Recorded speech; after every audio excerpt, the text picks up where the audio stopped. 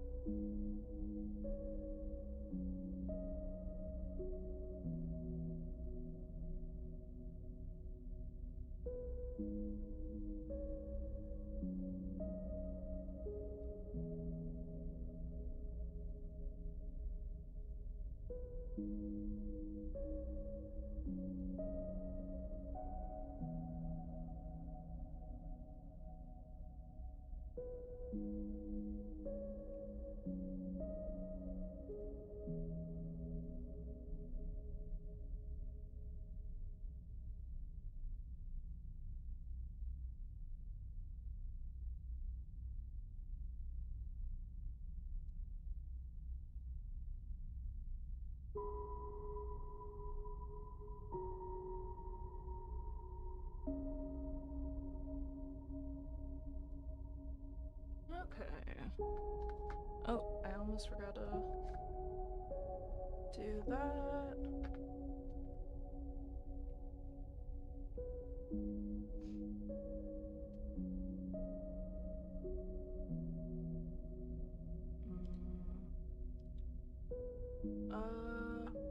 Ah.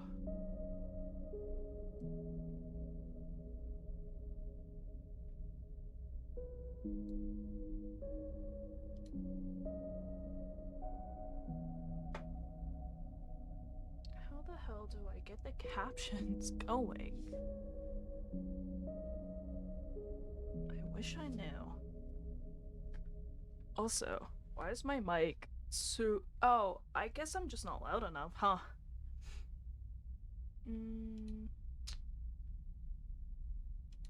I try to start the captions, but it's not doing them. Like, huh? Huh?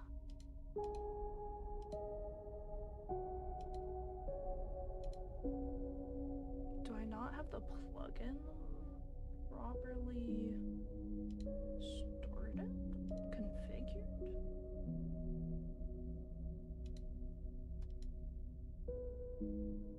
I don't know. Do I see like extensions? Oh, there it's literally called an extension. Component 1. Overlay 1.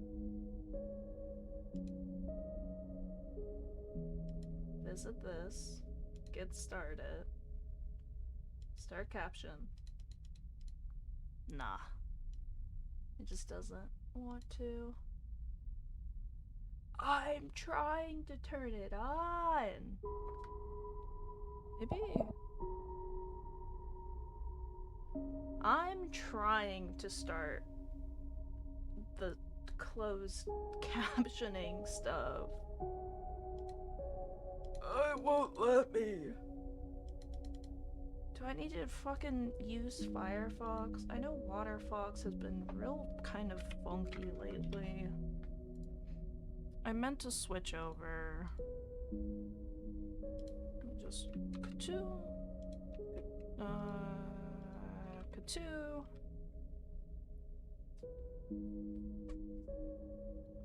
Continue with Twitch. Start caption. Start the fucking caption! Do I need to turn off ads? Like, it straight up is not letting me start captions. Damn.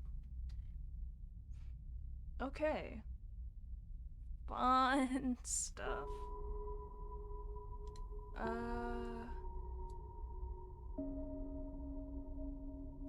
think I also need to configure.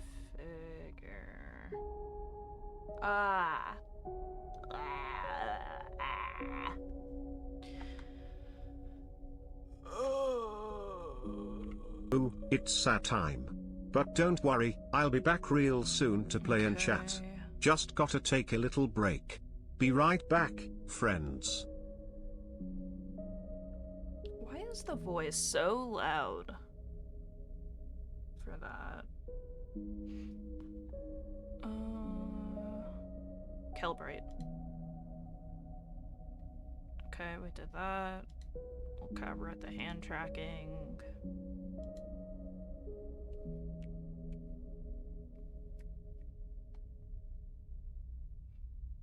I still don't know why.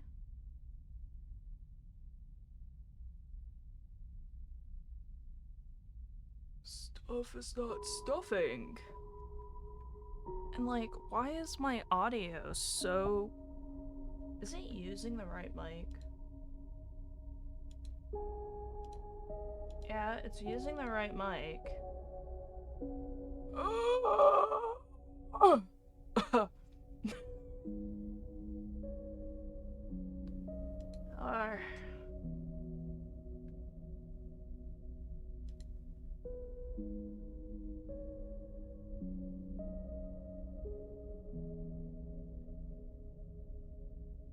Yeah.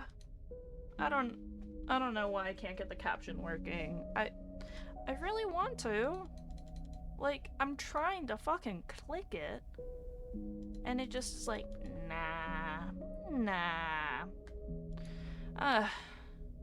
Maybe it'll work someday. I don't know why it's not working. Like, I have everything set up.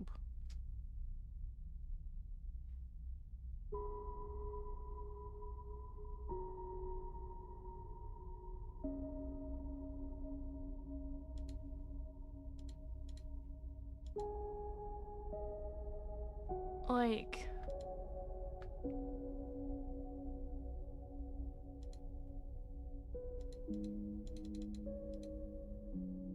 Save.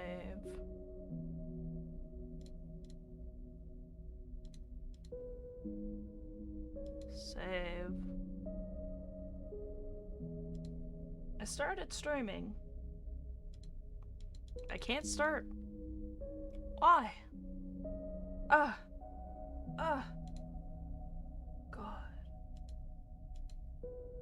Okay. Well, I guess we're not gonna have captions. I don't know why it's not working at all. I'm kind of sad about that.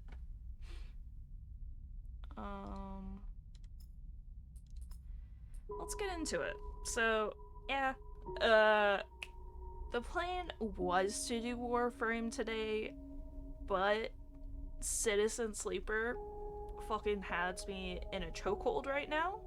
The brainwurm is worming. So, we're gonna play more Citizen Sleeper today on stream.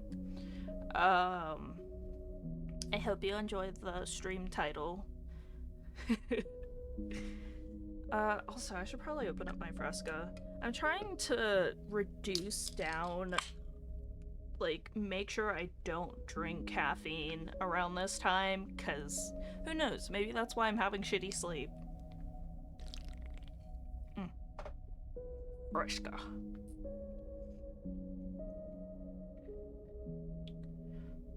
We got a... Wait, where's the... Where is...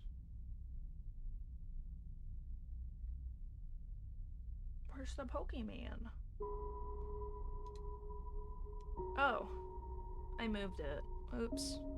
Because I thought I was gonna have this little thingy. I thought I was gonna have this little panda named Nimbus, who is a pando. Oh, excuse me. A pando, extension that I've seen a couple people have, and it's like, oh, it'd be cute to have a little stream pet. So, there we go. Little stream pet. Okay, so I kinda wanna up this, but I don't know. Build a ship mine, extract the past. Yeah, so... Oh god, this music is so good! Oh! Also, maybe it's because my mic isn't. Hello, how are you, Pokemon community game? Oh my god. I don't think I can turn off it greeting bots. I don't think I can turn that off. Also, I know you can change...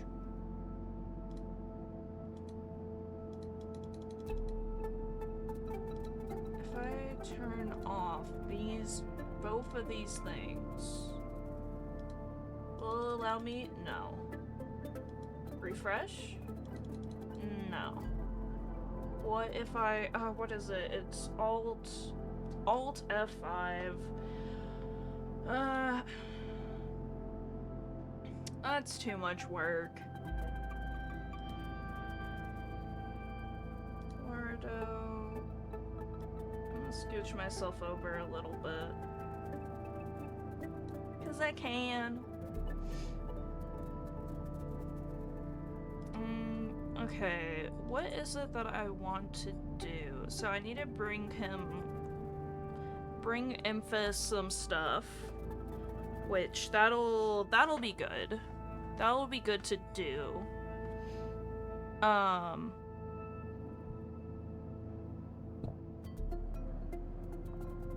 Yeah. Okay. I got all my notifications that I'm streaming out. I got on my meeting early, which I'm super happy about. I'm always happy when that is a thing, because it's like, oh, nice. What's my phone percentage at? 82? I don't need to charge it. It'll survive.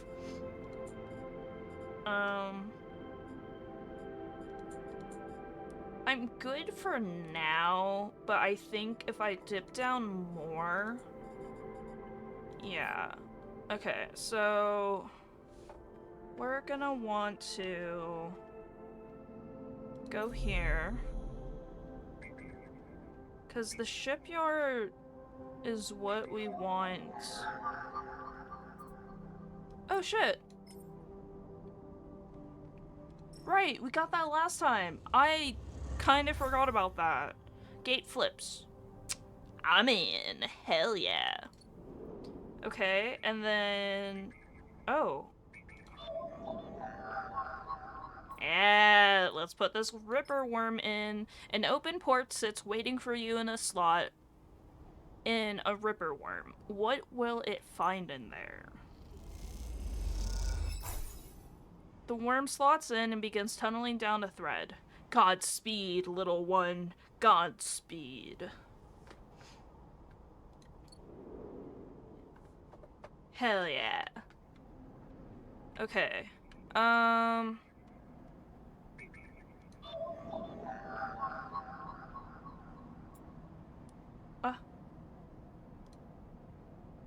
Something...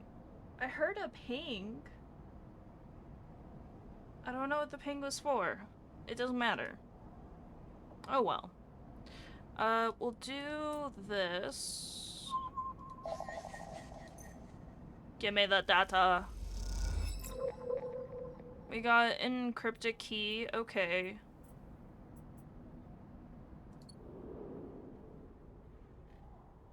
I'm curious if do I have access? I do now.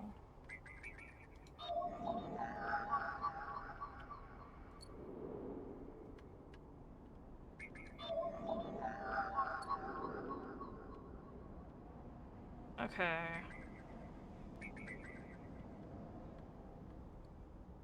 We're gonna get out of this view. And let's see. Maybe we can go, or now is it, okay, it's installable. It'll take a couple cycles to run through the closed. Oh, well, something's gonna happen before this does a thing. Arnar. Arnar. That's no good. Oh, we got a noodle delivery.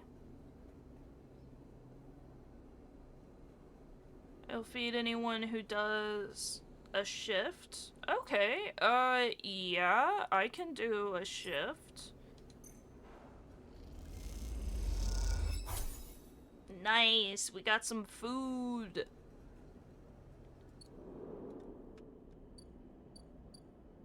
So this is if we have the muns and we want just, you know, food and everything. This is for, we want to earn a little money and also get a little bit of food too. That's not bad. Scrap components. Are there... Yes, can I go gambling? No. Okay, not yet.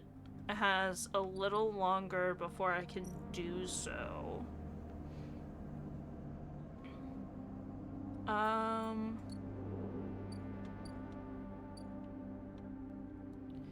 Yeah, so...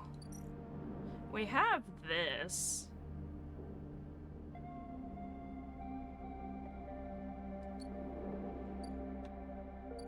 We have the shuttle. We have the fabricator, but we don't have enough things yet for that. So, I think maybe the best thing to do would be to help out here.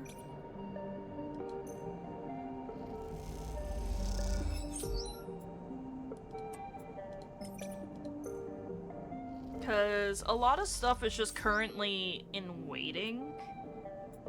Oh, I got a random... Ooh, that's nice. Okay, and then I can go here and be like, Ayo, I got some scrap to sell ya. Okay.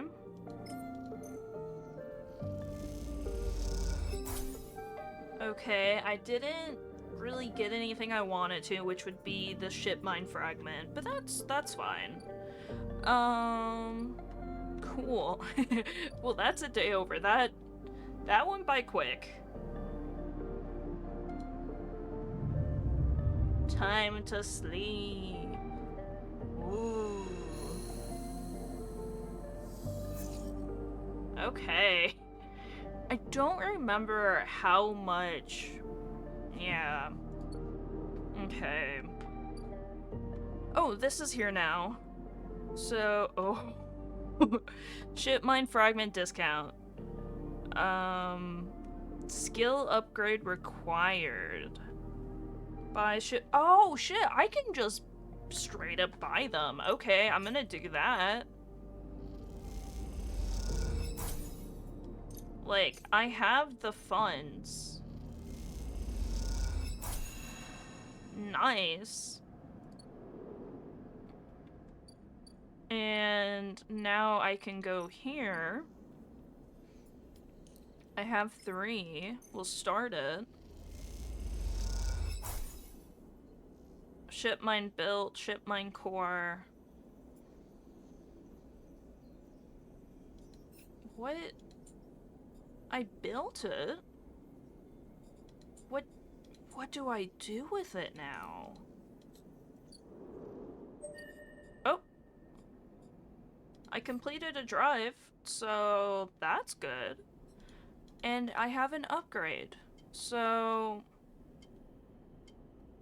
use scrap components at home to repair condition. That would be nice to have, but that requires 2 points. Yeah, I don't have that. Sunbathe dice action allows energy recovery at home.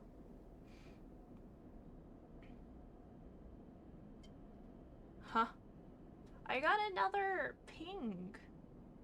Wait, why is this not in streamer mode?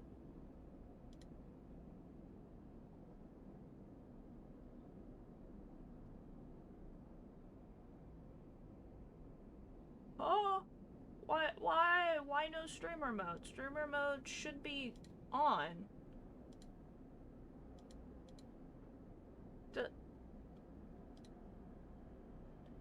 Okay, it's enabled. Nice. Nice. Nice, nice, nice.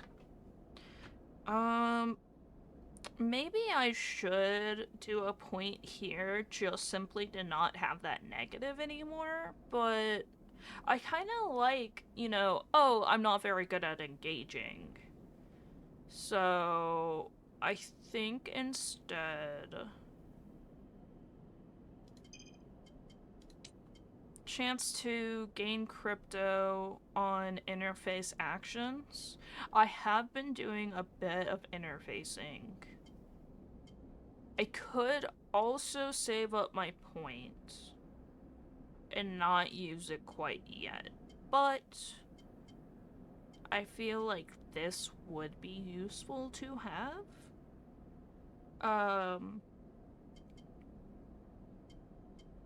Yeah. So, because I can't go this, I want to go this, but I can't yet. So,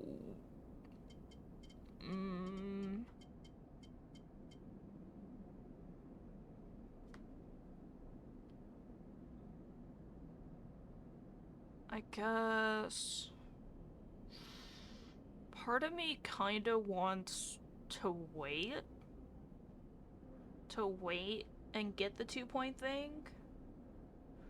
It's nap time. Yawns widely, stretching limbs. It's nap time. It's still Curls so up in a fluffy loud. ball I and keep snoozes turning peacefully. it down, but like, the TTS is so loud for it. Let me see if I can go to the settings for it. Still can't start up captions, which I'm sad about. Can I change? Oh shit, I can! I don't know, I can't hear these other voices.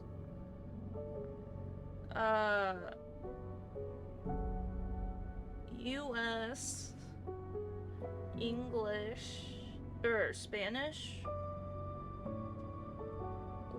What if I want, like, an accent? Like, Garant?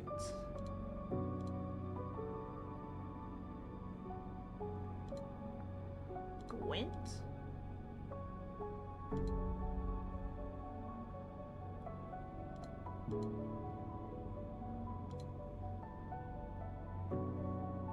Arthur?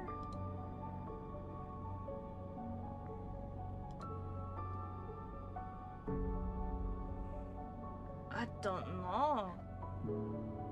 I guess we'll keep.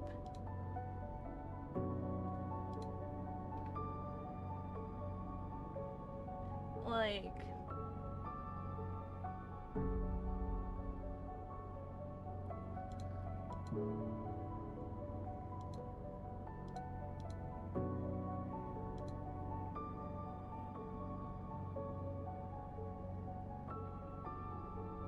I guess we'll keep Garant. Yeah. Let me open up back OBS. Okay.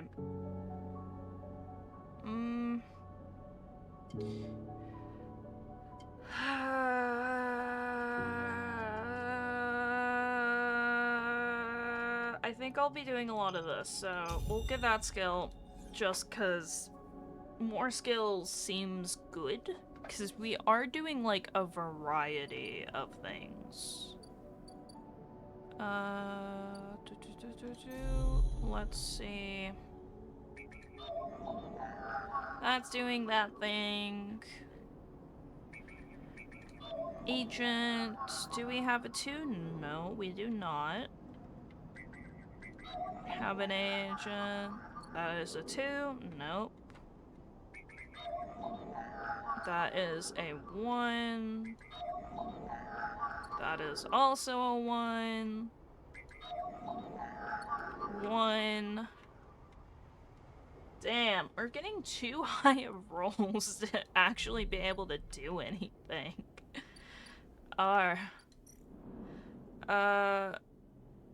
Let's do some block maintenance, I guess.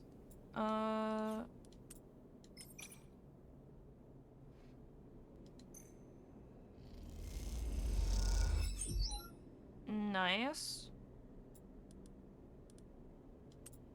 What if we'll do this one more time. Nice. Oh, but if we do it one more time, no. Oh, new drive? Build a home? There's a lurk unit in the low end that remains unclaimed. With lots of scrap and a little work, it could be yours. Oh. Okay. So we have potential to get a different home. Oh, a tea house.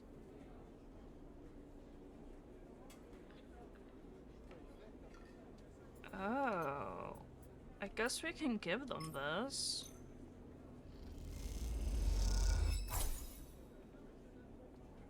Skill upgrade.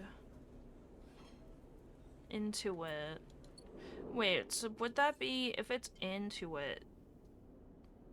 What skill do you need?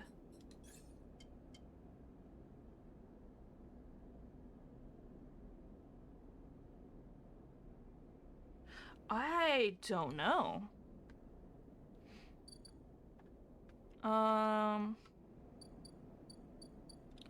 Let's help with... So this is gonna get some new in a couple of cycles. Oh,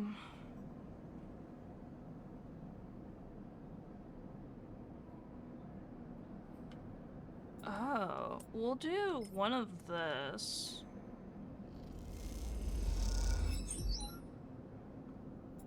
Ooh, it's kind of tempting to do another, but I should try to make a little bit of money.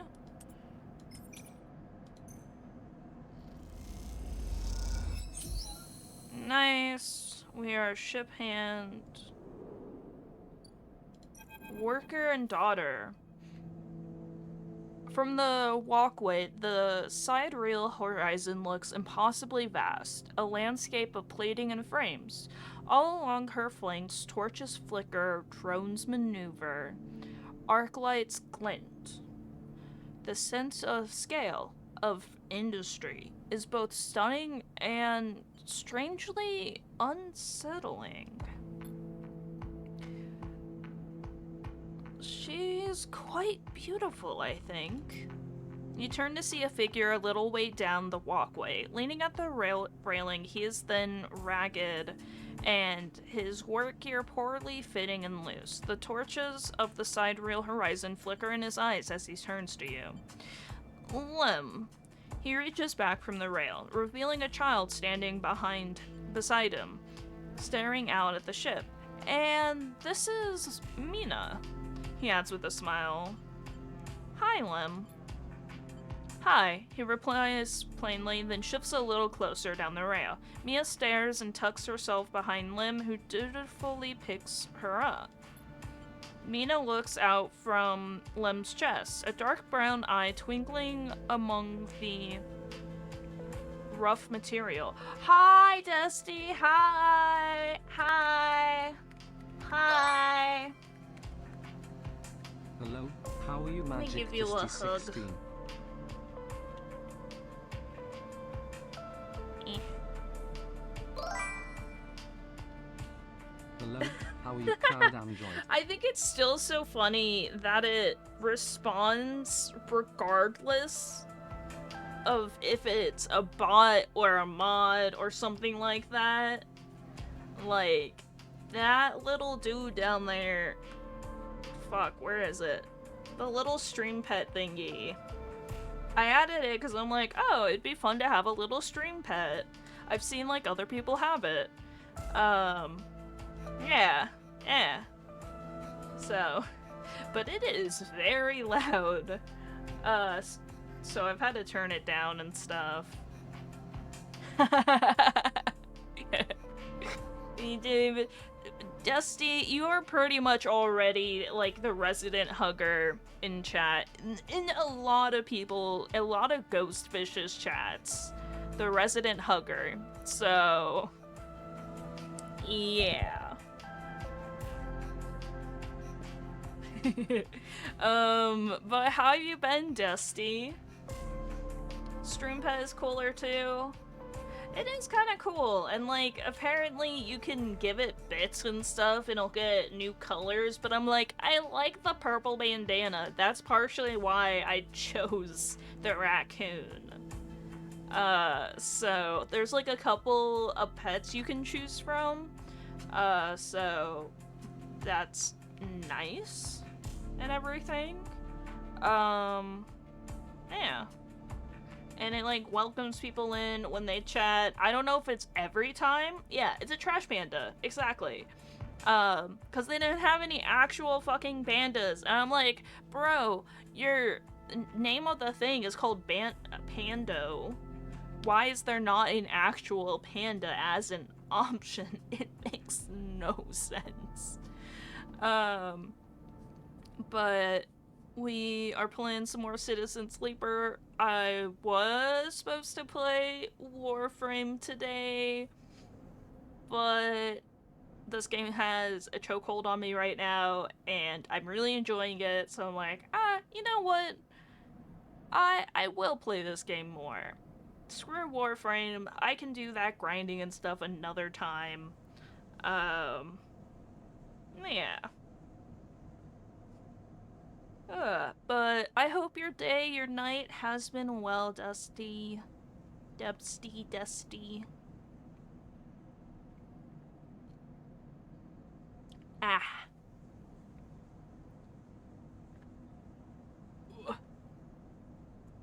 I need to make sure I'm sitting up straight. I'm feeling really sleepy and not feeling too well, so I'm not gonna be very chatty. Well, I hope you feel better, Dusty. And yeah, no worries about being chatty. I appreciate just having your presence here in chat, so yeah. All the love. Mina looks out from Lim's chest, a dark brown eye twinkling among the rough material. You working on her then? Lim asks eagerly, gesturing to the vast ship. Excuse me. You're a nice little cloud. Yeah. Or just admiring. He shifts Mina's weight to his other arm. Working? Me too. He flashes a have an age pass. I knew it just to look at you. I mean, he stumbles a little over his words, not wanting to be misunderstood. I mean, you look like a worker. She's Mina and my ticket out of this place. She's Mina's and my ticket out of this place. Our escape vector, so to speak. The ship? You haven't heard? Anyone who takes a have-an-age contract on the sidereal horizon will be entered into a draw for the transit support crew, he smiles. We don't get to sleep the journey, though, but a couple of decades of service will be nothing for me and Mina if it means landfall on a new world. He winks. Transit support? Decades? It's a long trip. He straightens up, stretching his back. That's a colony ship, friend. The Celsa Foundation is sending thousands of people to settle a system well outside the reach of the core worlds. It'll be totally independent colony, no surrogacy, no corporations. Celis Foundation? They're Haven Age's client. Yeah, some wealthy project from the core system, interested in independency and self-sufficiency and all that. They hired the whole shipyard out, helped rekit in everything. He strokes Mina's hair.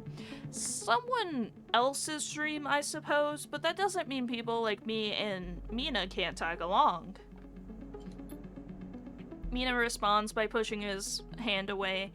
Daddy, she whispers. Food.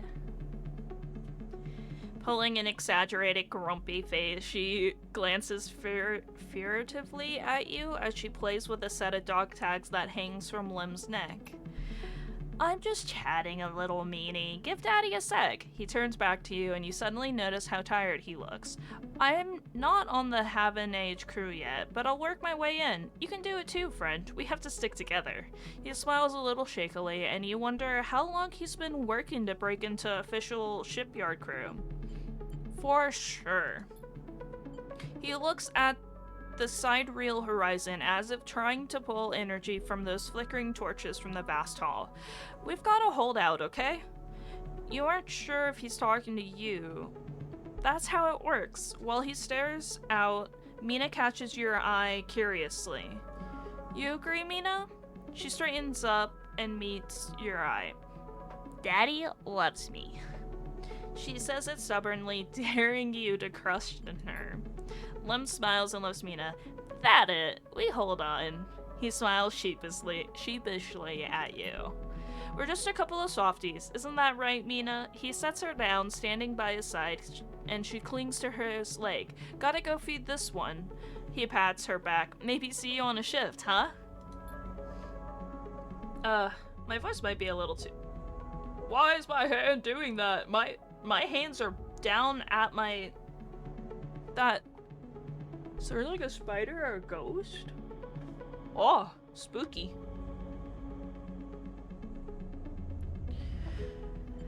He turns and they walk down the walkway away from the shipyard.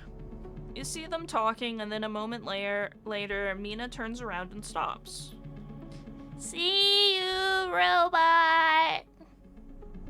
Her shout echoes down the walkway and she flashes you a parting smile before running to catch up with Lem. You watch them a little before you turn back to the impossible scale of the sidereal horizon. A ticket out. Oh shit, okay.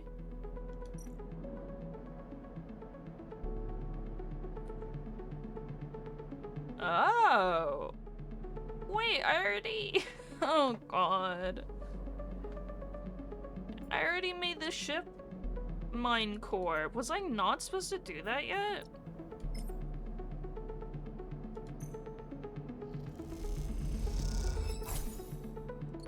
We got a little bit of money from that. That's nice. Unit assembly. Oh. Welder's mate, you have a spot supporting the weld team. A good place to prove you know how to put a ship together. Junior tech, the system team is looking for new members. Prove yourself a reliable tech, and you're in.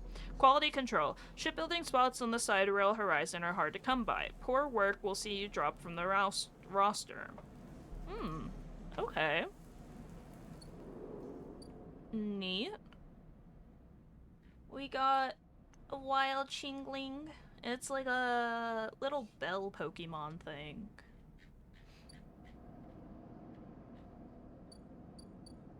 Stranded mercenary. And then we got a bar. Get a drink. You're unsure if your frame can be able to... Seems like a good test. Huh. Buy rations.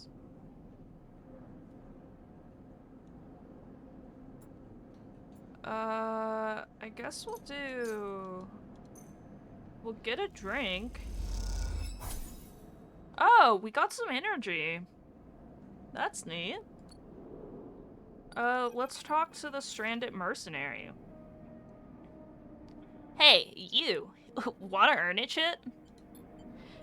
And Nina stands besides a huge pile of tied-together hull pieces. She stretches out her back, her shoulders bulging beneath her flight suit. Sure. You cross the docking concourse as she begins to split the paneling into 2 bundles. What is it with this place? She asks as she lashes the massive plates together.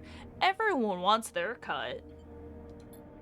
She straightens up to an imposing height, her armor plates creaking, and looks you up and down. Don't try anything, alright? She taps the butt of her sidearm. I don't want to have to put anyone else down today. Anyone else? She shrugs. What can I say? My temper's a little short lately. Anik, I don't know how to pronounce her name properly. I'm probably fucking butchering it. Anik, placed a bundle of plating onto her shoulder. Come on then, enough chat. You've gotta earn that shit. You struggle to shoulder the plates, but you do eventually, and Nika gives you a look. Ship's this way. And she sets off down a gantry at impressive speed. As you catch up to her, she turns down a passage, pushing through a small crowd of stevedores. Why are you doing this yourself? You mean, why aren't hiring those good folk? She knocks back at the stevedores. I've paid Havenage enough. They're currently rinsing me for a mooring. I can't evacuate unless I either fix the ambergris or sell it off as scrap. Is that your ship? You catch on fast. I need to turn down my audio a little. She gives you another of her looks. She rapidly turns another corner as you trail behind. She got cut up pretty badly on her last job. I had to mourn up here for a spell, but since then, it's only gotten worse. Someone got in and sliced the core from our ship mine, so now she's gone dark. She shifts the panels on her shoulder. The upshot is that I'm short 1 ship mine, with a ton of repairs to do, and the rest of the crew signed off the moment they got wind I'd been stranded. So, yeah, it's been a time. Anything I can do to help? I don't know. Got a ship mine tucked away on that frame of yours? For a moment, you aren't sure if she's serious. And he, swings the plates from her back, almost knocking you over in the process. This is me. She hauls the second bundle off your shoulder.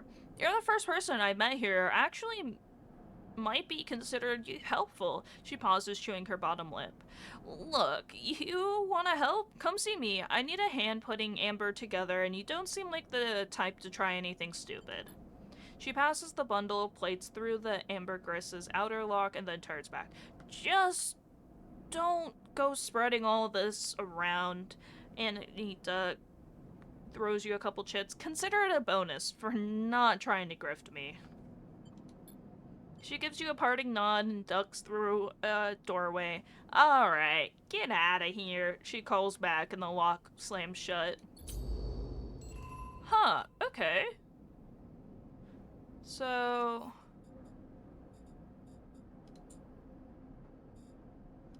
that's neat. Yeah, this is still going. I also don't have any more energy. Oh. Skill upgrade required.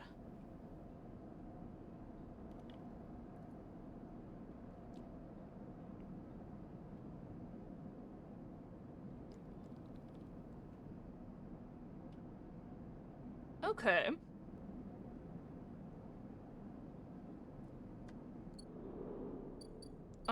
Well, we gotta sleep, so... we'll end this cycle, go to sleep, all that jazz. Oh, I need to blow my nose. 1 second.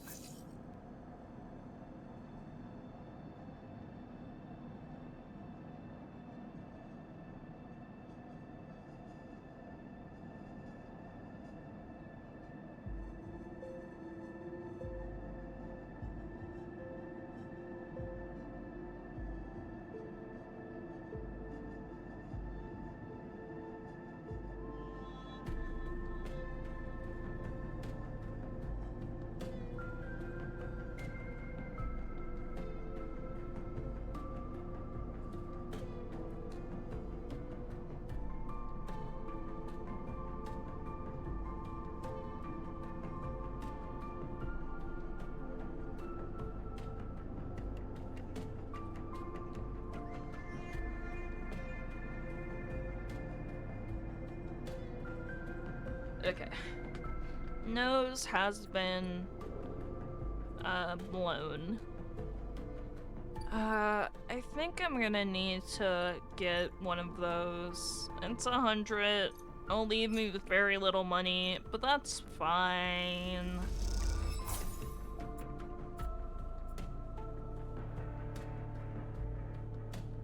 Oh.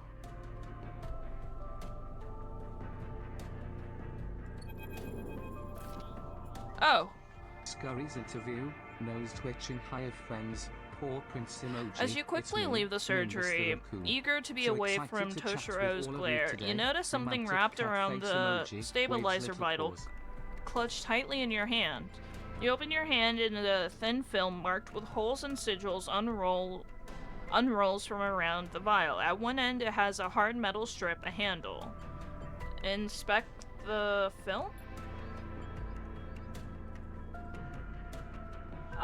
That's kind of cute. It like said a thing. I didn't see what it did, but that's cute. You hold the cloudy film up to the light. It is perforated with an ornate pattern of holes. You can make out a word among the markings. Passkey. Is this an entry key for somewhere? Inspect the handle.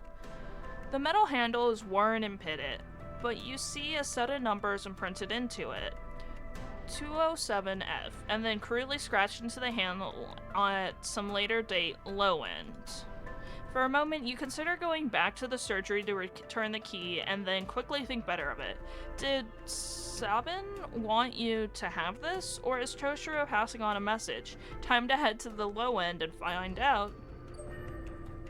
Did I...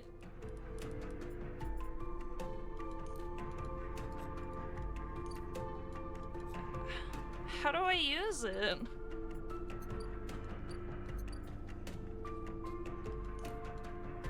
Do I have to, like, go back to my hobble to administer it? Oh, yeah.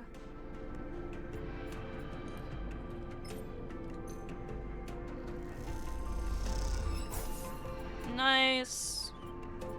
I'm all better. Okay.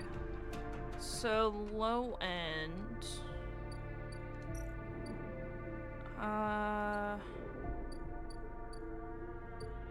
Oh, the unit. Unlock the apartment. Hi, Matt. Hello. Welcome on in. Good job getting your daily RAM.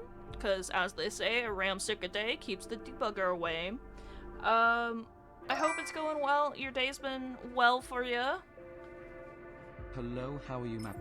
I'm currently playing Citizen Sleeper because the brainwurm, it has a chokehold on me. It is very enjoyable. I really love the concept of the game. So I'm playing this instead of Warframe that I would be playing today. But a bit sleepy. I'll see how long I can hang. Yeah, no worries, dude. I appreciate you, like, just stopping by. Clunks open, the metal door swinging inward into the dark. As you push the door open, the automatic lights flicker on inside the apartment. They reveal yellowing plastic panels, the curved shape of wall-mounted utility units, the deltrist of a routine life evenly arranged on every surface. You step inside, clicking the door shut behind. The ember light of the aging fixtures glaze everything with a pale orange. The work surfaces hold a variety of objects, indistinct in the dull lighting. A pale blue light drifts from a doorway at the end of a room. Inspect the surfaces. Smudges through the thin layer of dust suggest a recent, rare, and hurried visit. They trace a path to the water dispenser, the auto wash, and then to a cabinet still half open. On the shelf sits an empty pill case. You cross the cramped utility room with its auto wash dispensers, water closet towards the doorway. Through the doorway is a dark, warm room, lit only by the faint glow of a terminal screen. Inspect the room. A bunk is tucked into the wall, the blankets ruffled, a wall desk glitters with rows of vials and containers. A briefcase lab sits open, loaded with rows and rows of reagents and compounds you do not recognize. In comparison, this room is clean, ordered, controlled. As you approach, there is a crackle from somewhere in the dark. Sleeper. Sabine's voice shakily echoes through the apartment. Welcome to my home. I'm sorry I can't be there. I have had to make alternative arrangements. You hear rattling noises, static. I was able to record this message, but I don't dare show my face. Something is happening within the Yatagan. I no longer trust them. Their voice becomes distant, slipping behind the background noise. I have something to ask of you. I want you to get me out. Yakan were supposed to hide me to protect me. After everything that happened, I was desperate. And then after that, I was too tired to take care. A noise like waves passes over the recording. But I'm done with them now. I want out. Screw the dead. But I need insurance. Something I can hold against them. I have my suspicions, but I can't be sure. I need information. And as you know, you need me. A pause, something clicking in the dark. This isn't a threat. You have to understand my position here. Another pause. I know sleepers. I've been here before. I can help you, but not with the Yatangen's noose around my neck. Get me data, get me information, get me something that I can use the against the Yatagen. Then I can get you out, and you can get what you need. Please. Waves of static cut into Sabine's voice. Bring it here to my terminal. I'll get to it when I can. You look around the tiny room and try to imagine Sabine living here, working at the desk, sleeping in the bunk, blinking into the terminal in the dark. The recording cuts to static, filling the room with its white hiss, then silence. Access the terminal. You sit in front of the humming terminal and hit a few keys.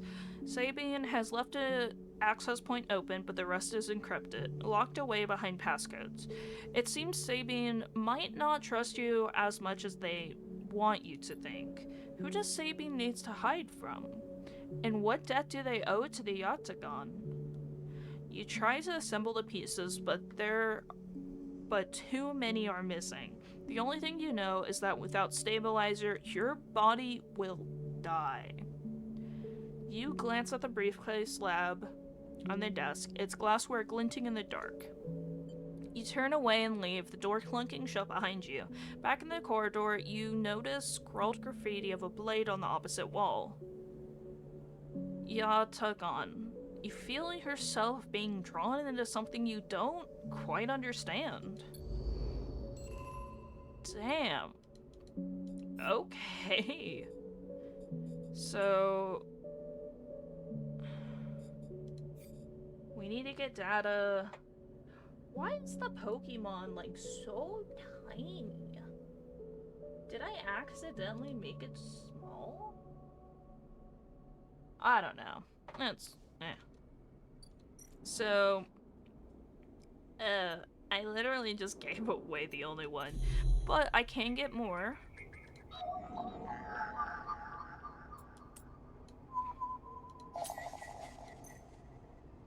Perk transfer. Oh, we got...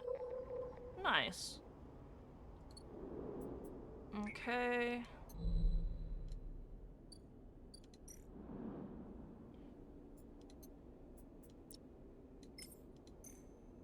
So, interface does seem like a really important thing to have in this game.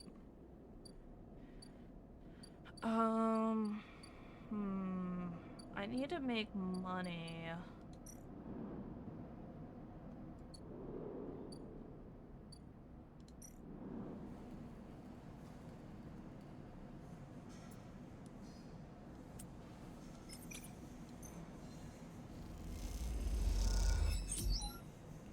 Welder's mate, nice.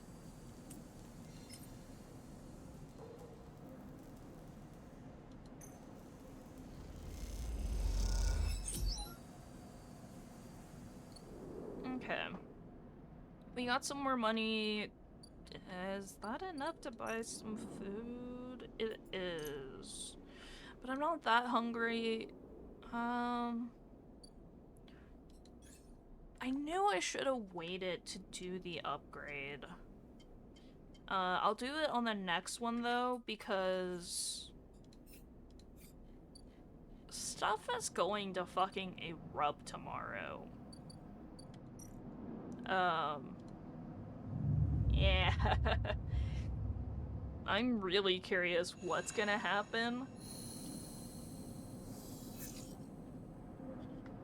We are hungry. Oh. Oh, shit. Ethan. Hold it there, sleeper. Comes a voice from behind you. Don't you run. Fine. Good, good. A hand pats your coat down. You know your master's voice. Ethan spins you around. He's wearing a wide smirk and a slick jacket, and you immediately know he's terrible news. You got all the way out here, and then stayed put? He laughs a cruel laugh. That's a sleeper thing? You're my first. You barely hear him. You notice the handgun he has leveled at your chest, and it's hard to take your eyes off of it. Yawns loudly. Oh, grave. Nimbus is getting sleepy. Curls up and drifts off to dreamland. Down with his other belt and slips some kind of ring out from a belt loop without taking his eyes off of you. Making it to the eye, though. That's pretty good. This place isn't so bad. Bars, markets, people. I pull most of my contracts out of asteroid caves or off of godforsaken moons. He splits the ring into two perfect circles. It's hard to hit civilization when there's so much space to pass through. Who are you? Just a freelancer on a contract. He reaches over to slide the rings around you. Go easy. You see a chance the moment his eyes leave you to watch the rings. You spin, knocking him away and sprinting down the corridor. Then shots ring out, echoing off the metal so loud it hurts your ears. A bullet hole smokes in the wall behind your head. You freeze and Ethan closes the gap. This is a very boring routine, trust me. I've seen it all before. He slips the rings over your trembling wrist. Ethan nudges you to start walking. To the ship and home, he whistles. Going easy.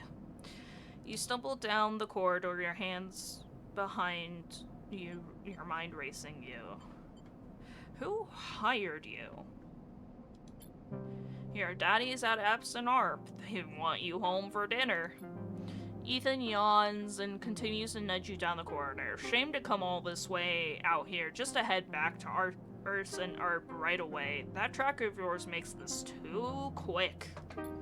Was hoping you'd put up a bit more of a chase, you know. A running battle through the bright market maybe, or a holdout in the low end. There's a few establishments I would have enjoyed checking out while I asked around. You walk on silent for a little longer, desperately thinking of a way to escape. That S and ARP tracker will be the death of you. Hey, I have an idea. Ethan erupts your thought. How about on the way back to the ship, we stop for a drink? I'm buying. He laughs at his own joke. Ha. I have a better idea. This better not be one of those where you do a dramatic pause and then try to jump me, because I am pretty tired of that.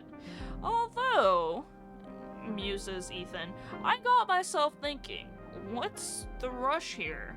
Here we are in one of the most lawless joints in the surrogate system, and we're heading for the exit? He pauses and you trudge on in silence. Okay. Here's the idea, starts Ethan. You and me, we make a little agreement. Here are the terms. He turns to face you. You run or leave or try to abandon the eye, I shoot you. You plot or scheme, you try to kill me, I shoot you. But, he smiles, you come meet me at an establishment of my choice every few cycles, and you pay my tab. I don't shoot you. He pauses. You don't pay my tab? He rattles the handgun. You get the idea. I get it. Okay then. That sounds like a deal to me. That sounds to me like a deal. He stretches. You know, I really thought I was gonna have to kill you. But this is so much better. He clicks something at his belt and the rings release from your wrist. I'm gonna see if I can find my old stool at the compressor club. Come see me there. He aims the handgun at you, squinting down the sight. Let me remind you, that body of yours is one big tracker, so don't even think about leaving the eye. Oh no. Ethan turns and strides off down the corridor, slipping his handgun away. The mix of relief and terror you feel is overwhelming. What are you gonna do? Oh, shit.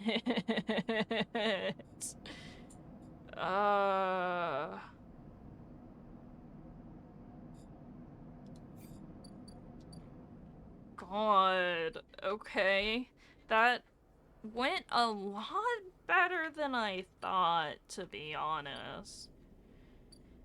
I also have no... Oh.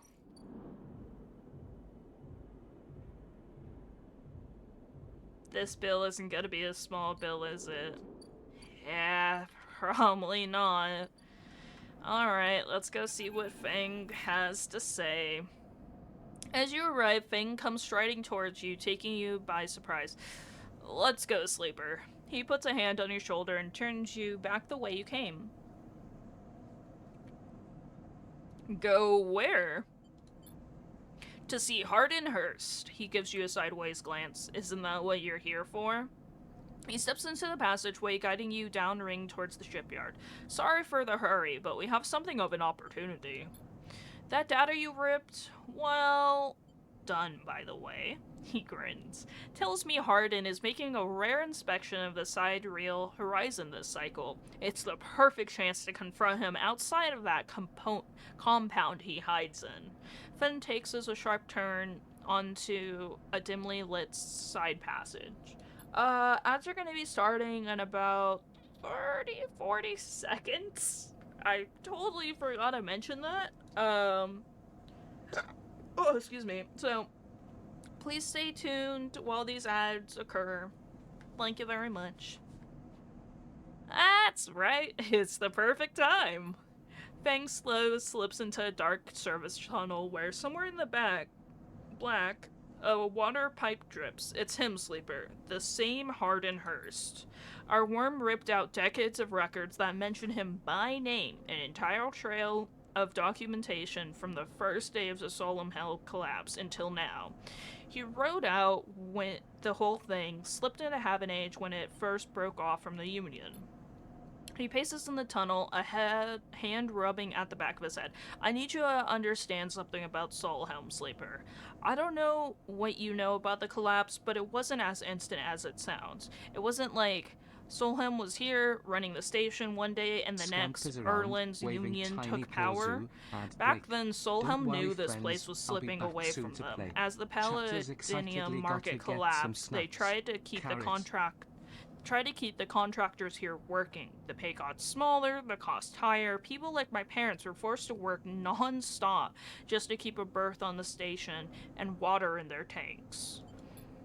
Solheim squeezed away every last worker until the mistakes, the accidents, were coming in non-stop. And as new waves of contractor came in, desperate to work, Solheim welcomed them, taking bribes instead of checking pilot license. The whole time Solheim was folding up, dragged into court cases in the central systems, while this severed limb of a station still desperately tried to take all it could. The riots came after the collision at Dock 2. A young pilot, his MEV overloaded with palladium, miscalculated his trajectory and took out a section of the ring. Hundreds died, thousands panicked. My parents told me people were terrified, and the blame fell squarely on Solheim. People like to tell stories about Erland, how he brought the factions together, spoke to the crowds, turfed out Solheim. Maybe that's true. But my mother, pregnant with me, locked herself in their Maeve and welded it to the dock while my father joined the improvised crews, trying to seal up the ragged edges of the gap. He never came back. Damn. Shit, that ad break's almost over, but I need to use the restroom, so, I'll be right back.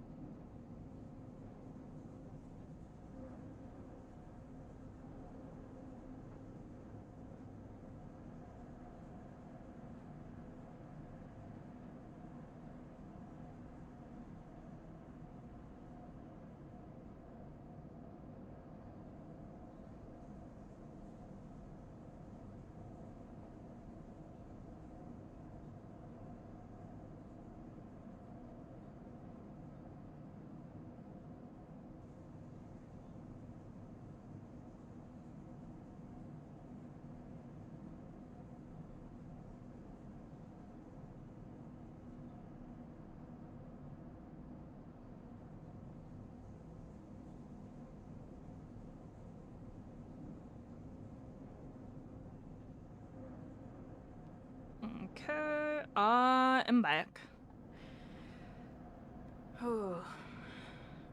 Feng pauses in the dark. They sealed it up, though, and by the time they did, Solhelm was gone, abandoning every one of us to the black. Apart. Feng finally turns back to you, his eyes burning. From shits like Hardin. Shits who held their place. Wrote it out, slipped into the new structure like nothing changed. Oh, I forgot it. Boop.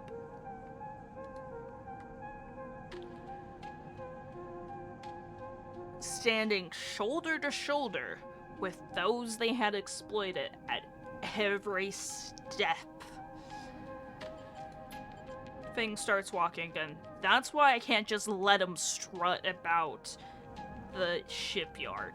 This time, his past catches up with him.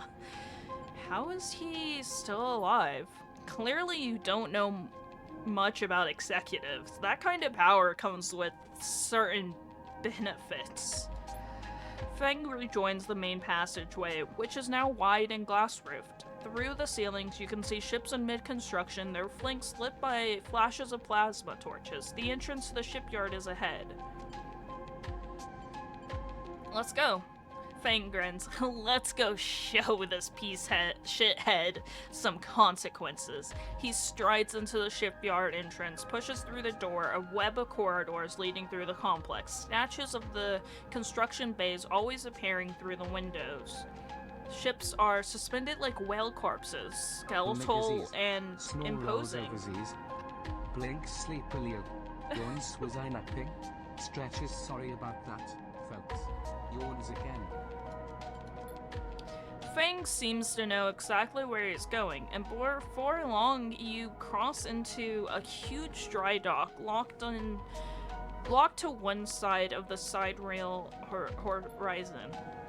A network of platforms and scaffolding cling to the ship's hull, filled with workers and equipment. The sound is stretched out by the vast space so that the welding, cutting, and sealing seems to come from everywhere at once.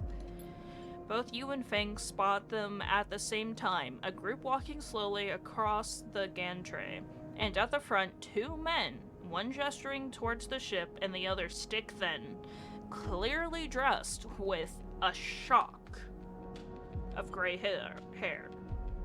Hardin.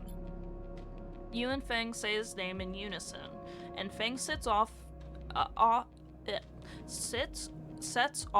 staircase to the gantry, with you falling behind. As you come closer to the same level, the group is passing closer, the foreman gesturing to the work being done throughout the dock, and Hardin nodding along. Hardin Hurst! Feng shouts across the noise, taking you by surprise. His voice bounces and comes back in a rippling echo. The figures turn. Yes? Hardin asks quizzically, raising an eyebrow. He glances between you and Feng, and you see his gaze linger on your body, unsure why a sleeper might be in this place. You are a traitor, Hardin. A Solhelm executive who tried to hide here, among its victims. Feng's voice is steady and strong. You stand for everything the Eye was rebuilt in the shadow of. Against everything Erlen stood for. Everything Havenage stands for. You have no place on this station. For a moment, stillness descends on the group, as if everyone was held in place by the rattle of construction. Hardin laughs. Well, good to meet you too. He glances around at those around him.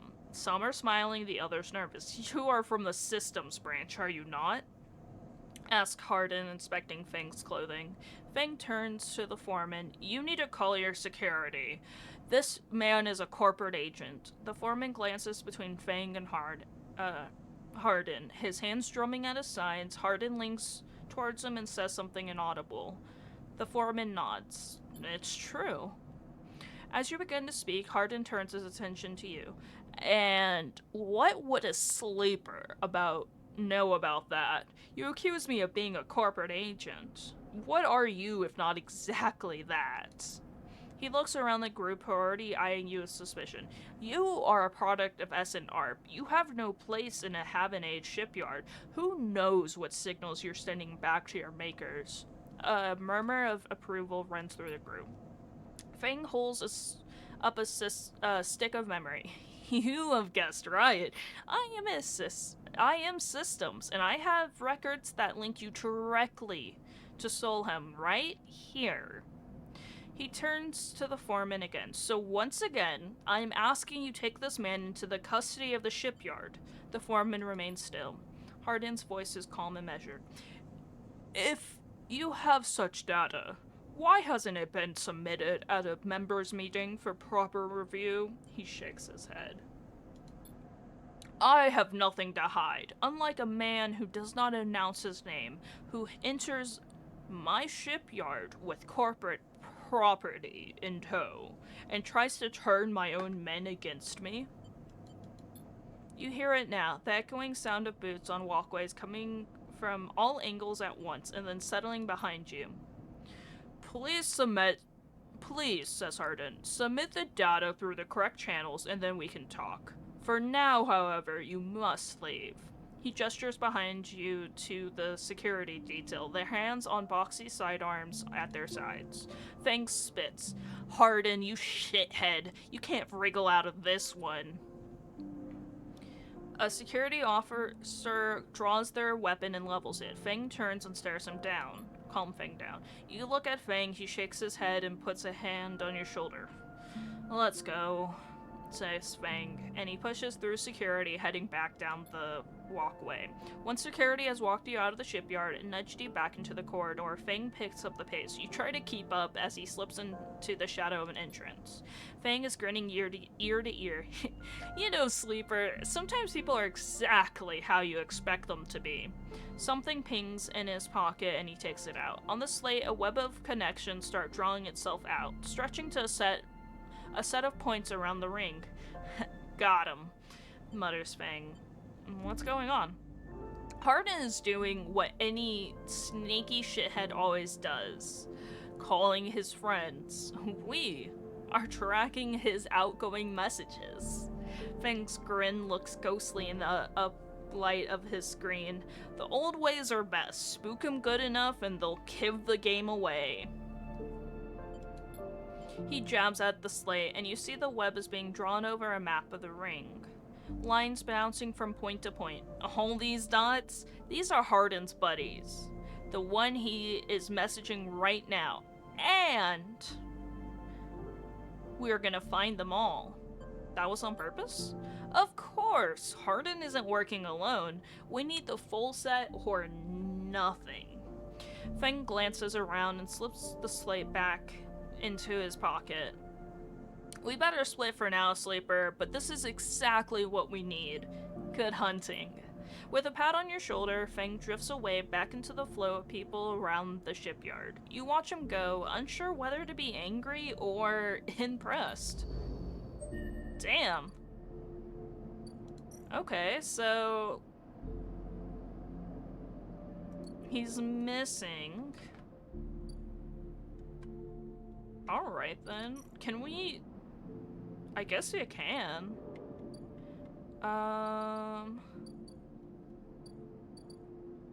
The damaged cutter. I need to make money. I'm also hungry in-game.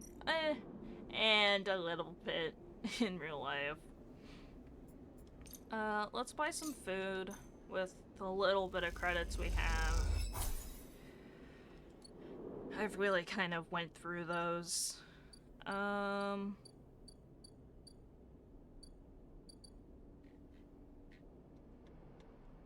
Okay.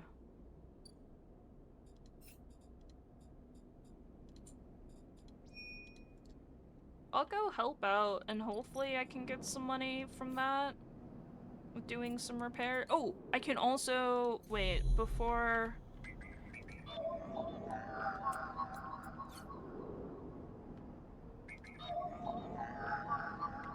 Damn it.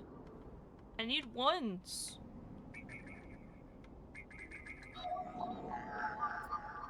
we go. This will help me get something for Sabeline.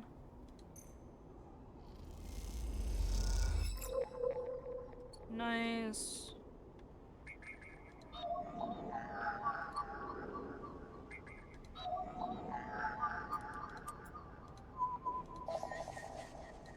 We'll extract.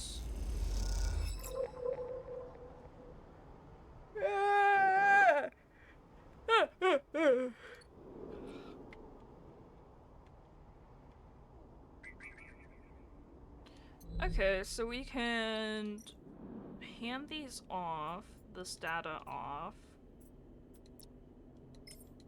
Oops.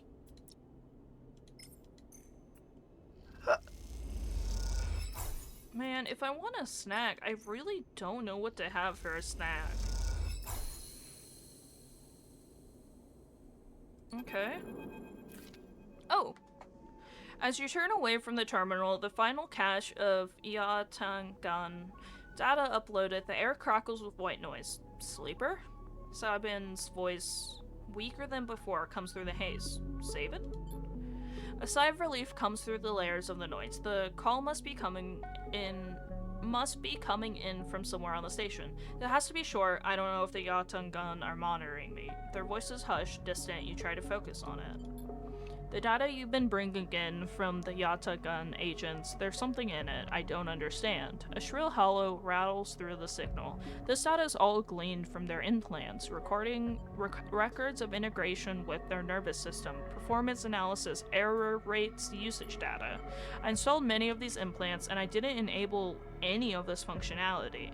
Their voice dips under the level of the noise like a swimmer slipping beneath the water.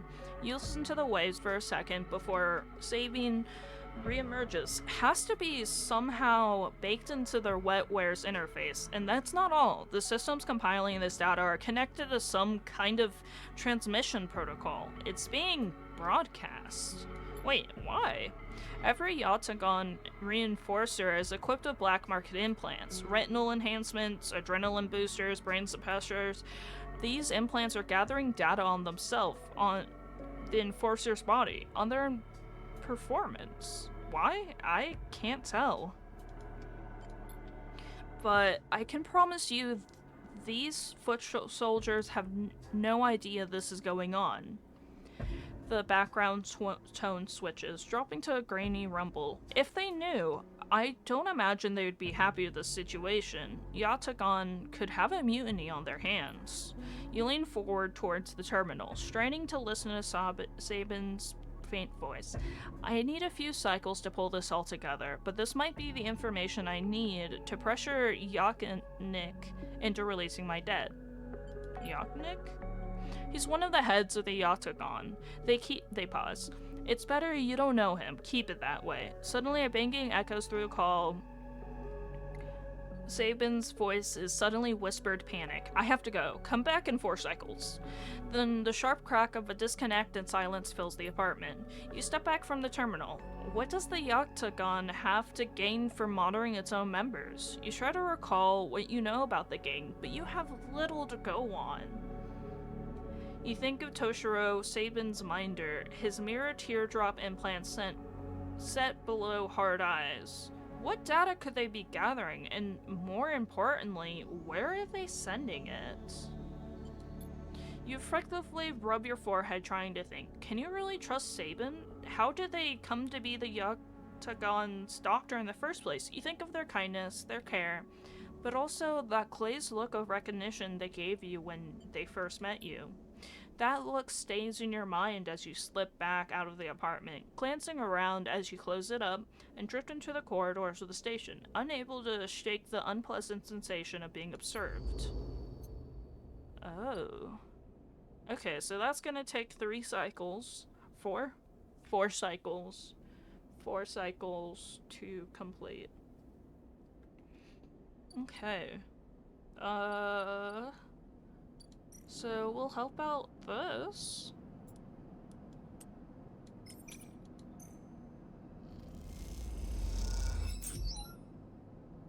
Ship shape. I need money. I'll do one more and then I'll go do a job.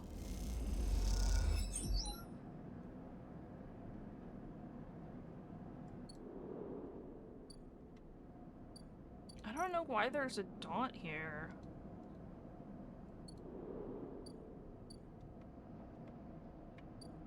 Oh, I guess, my drive is set to that. That's why there's... Okay.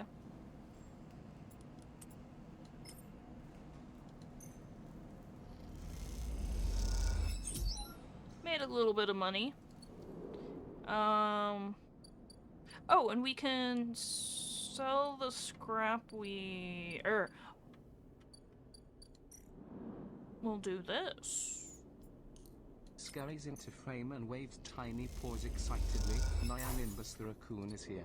Let's have a fun time together. And Furry ends. then... Happy raccoon noises. Yeah, it's not gonna be a small bill, so... I need to make more money.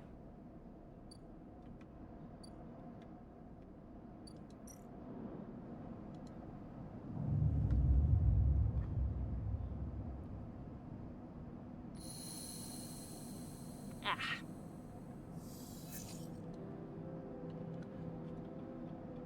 Let's do rock, paper, scissors.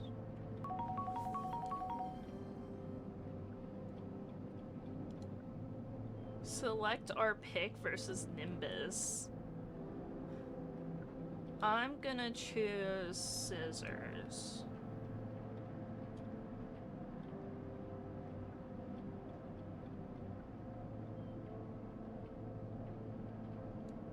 Let's see who wins.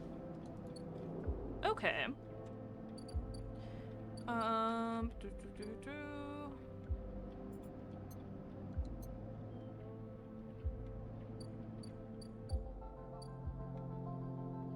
We can do another one of this, and that should help get it grounded.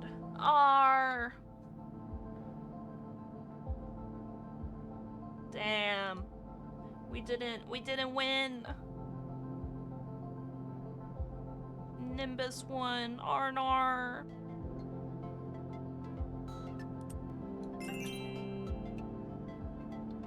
Oh, twitchy with excitement.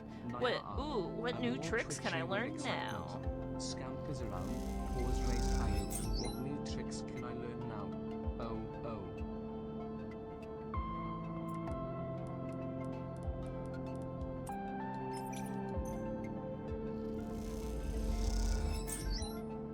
Nice.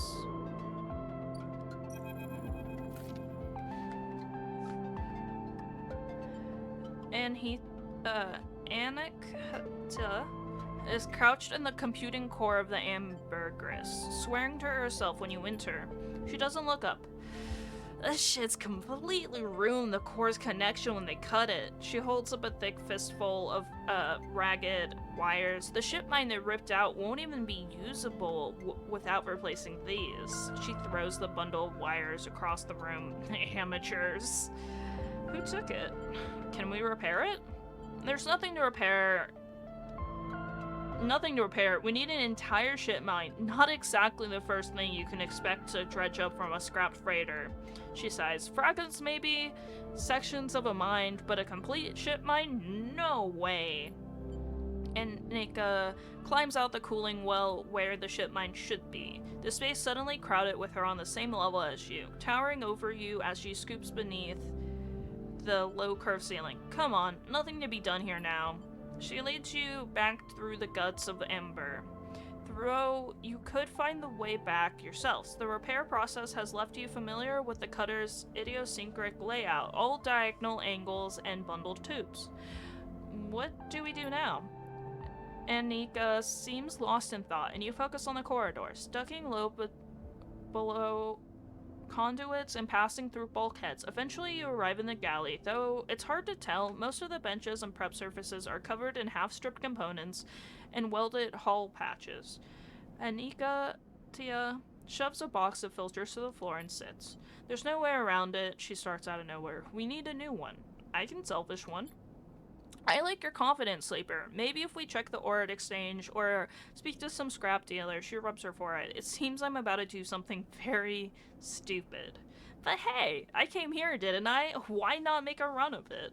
She fixes you with a hard stare. Sleeper, you're all I got. No crew, no friends. You're it. She looks uncomfortable. I appreciate the time you put in on the Amber, and I'm sure she would too. If she could. What I'm saying is if you screw me over on this, I will kill you. She leans over and hands you a stack of chits. A big stack of chits. You don't dare count them. Get me that ship mine, Sleeper. Don't make me regret this. But...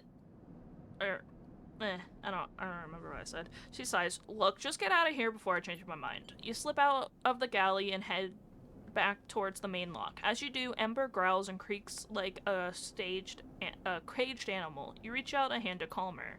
Time to find Anika a ship mine somehow. Funnily enough, we ended up doing this on our own, because I'm like, oh, this might be useful. And guess what? It was.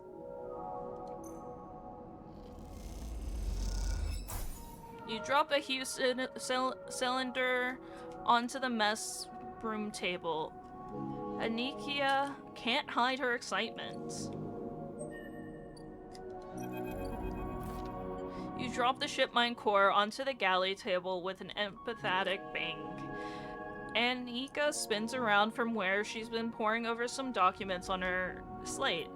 Holy shit, Sleeper! Did you actually land a ship mine? She rushes over and hefts the huge cylinder, turning it back and forth. Well, shit! It might actually work. She smiles wider than you've ever seen. Where did you get it? I built it. Built it? Well, you are full of surprises.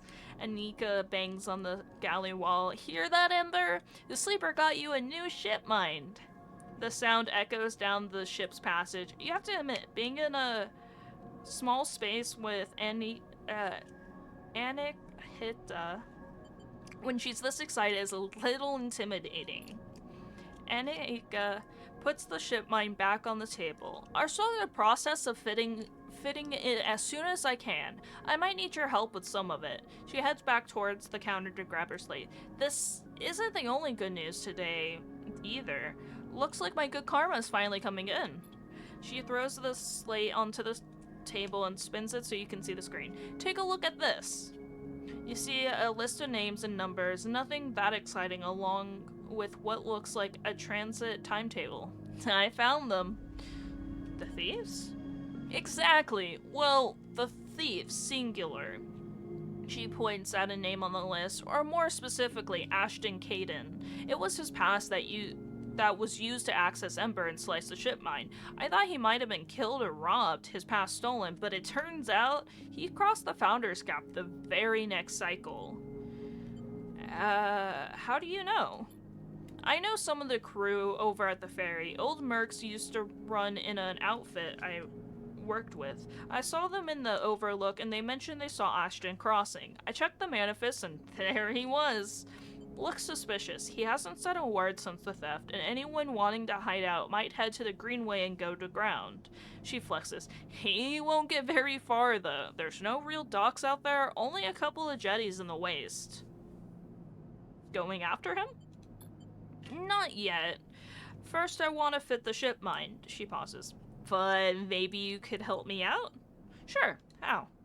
It's like this. I'll head over there, especially in Amber. He'll spot me a mile off and go underground. He'll find a way to slip the station, or he'll bury himself so deep in the waste no one will even find him. But you, Ashton doesn't know you.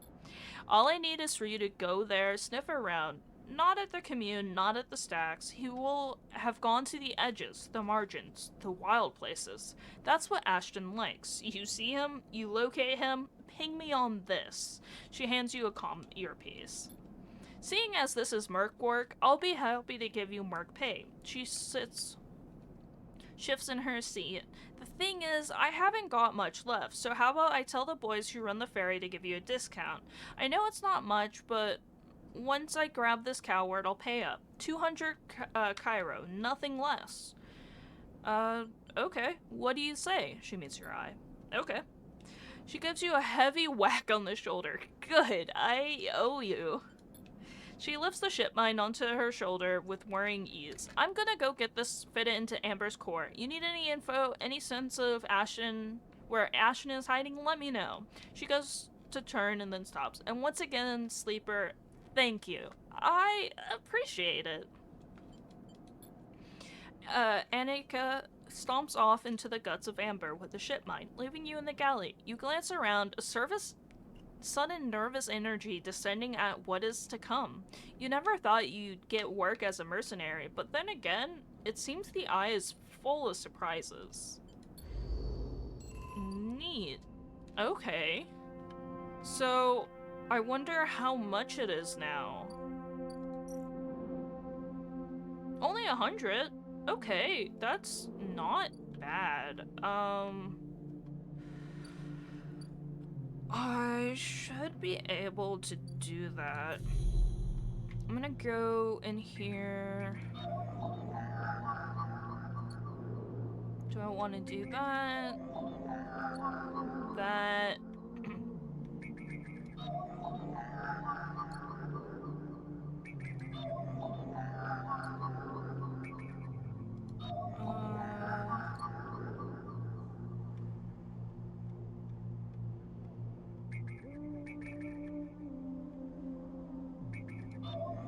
I think I'll do this one.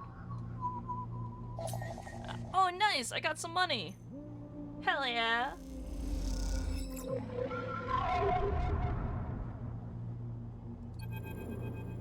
Oh! Oh, fuck! Those familiar threads wrap around you, bind you, test you. Entity, submit. Hunter's strange head bobs in your vision. Your ally in the sealed dock cannot save you. In that globed head, you see whirling strings of data, so many spinning there that they threaten to tear through the thin skin and whip out into the void around. What happened to this creature? The threads squeeze and you lose any sympathy you might have had. You must escape. Strike. You lash out once more, pushing Hunter back, severing threads that regrow as fast as they are broken. As you slip away, you realize you have to find a way to deal with Hunter once and for all. This is getting too dangerous. We lost some condition. Fuck. Oh, I need to take my medication. It is medication time. If you have not taken medication you need to take yet, please take your medication. Oh my god, this doesn't want to come out of its pack.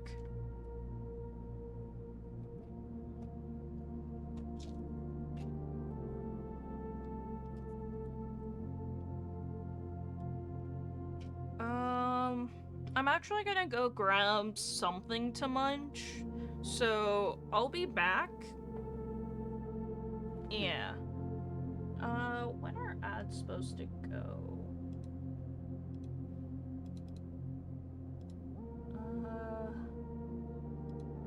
Is it like ad? Oh.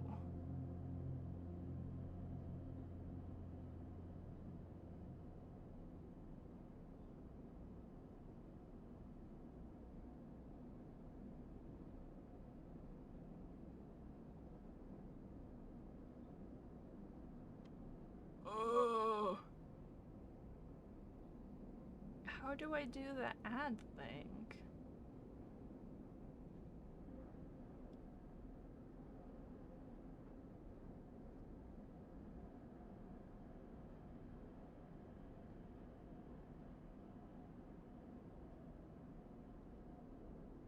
When was the last time we had an ad?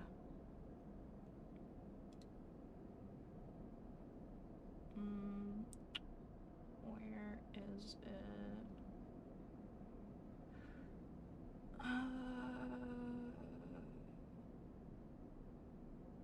Maybe I could check the OBS.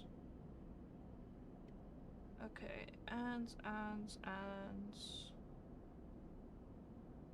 Yeah, we'll start the ads early. So I'm gonna run some ads while I go grab a snack.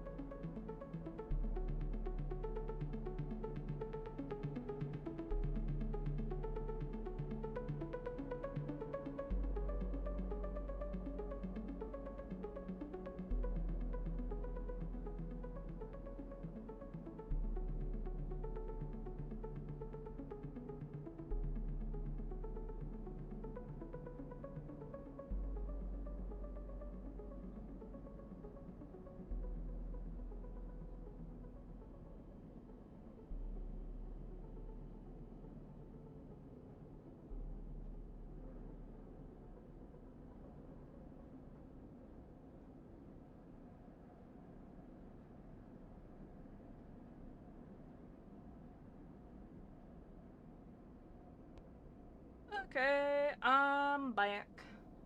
Let me switch back to here. I got myself a rice thingy.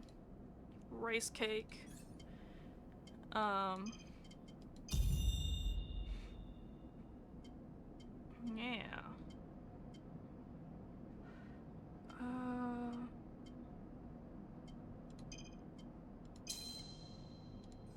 Yeah. Rice cake, and then also these little, like, breadstick thingies, that my family gave me when they visited.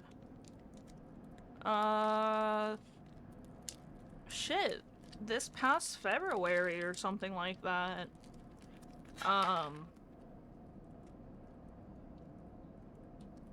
From Italy, because I really like these breadstick things that they have there, and also like some other goodies and stuff, like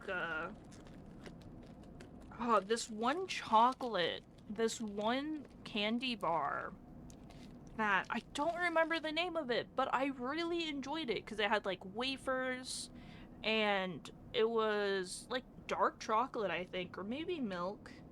And it had like Nutella or something in it. Yeah.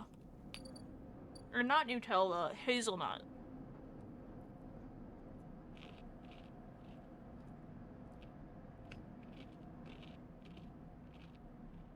Oh god. I'm sorry if the crunching's really loud.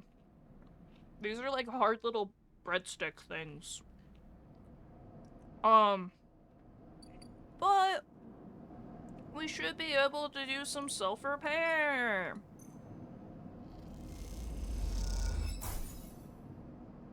Okay, it's not a whole lot.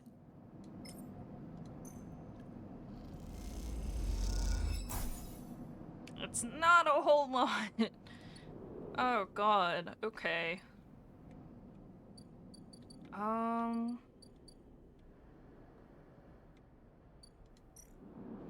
guess I'll pay the cryo.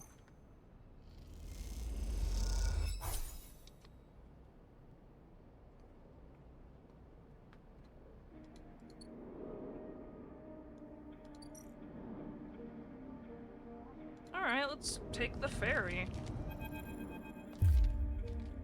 Oh. As you step out into the passageway, someone barrels into you from behind, sending you stumbling down the corridor. You turn to see an unfamiliar spacer, laden with heavy gear. She steadies herself, staring you down,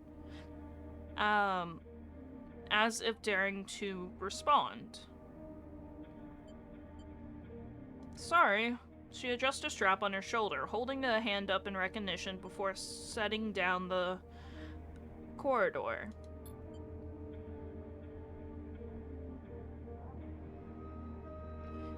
I'm sorry for her. A second spacer smiles at you apologetically. She's on a mission, and when she's on a mission, they shrug. Peaky? Not a problem. They smile. You're sweet. Peaky! As she stands further down the corridor, glowering at her friend. She trops at the air, pointing down the corridor to whatever end she's rushing to. Peaky raises an eyebrow at you. Eshi, please, do you want everyone on the station to hate us? Eshi hardens. They want to hate us. They can hate us. She drops her hip. I'm not exactly seeing much love as it is. We're lucky we got through before they set up that damn cordon. Cordon? Peaky gesture in your direction. See, they don't even know what you're talking about. The station isn't Hawthorne. Not everyone has to follow some corporate protocol. As she sighs, I'm not saying they're part of the administration, she jerks her head in your direction, but I am saying we need to get these supplies to the Briar before someone starts asking questions. Can I help? Peaky smiles slyly. See, as she help. Isn't that exactly what we need right now? Peaky. Ashy rolls her eyes. Peaky annoys her. We're refugees. The ones with Haven age have corridorn off from entering the station.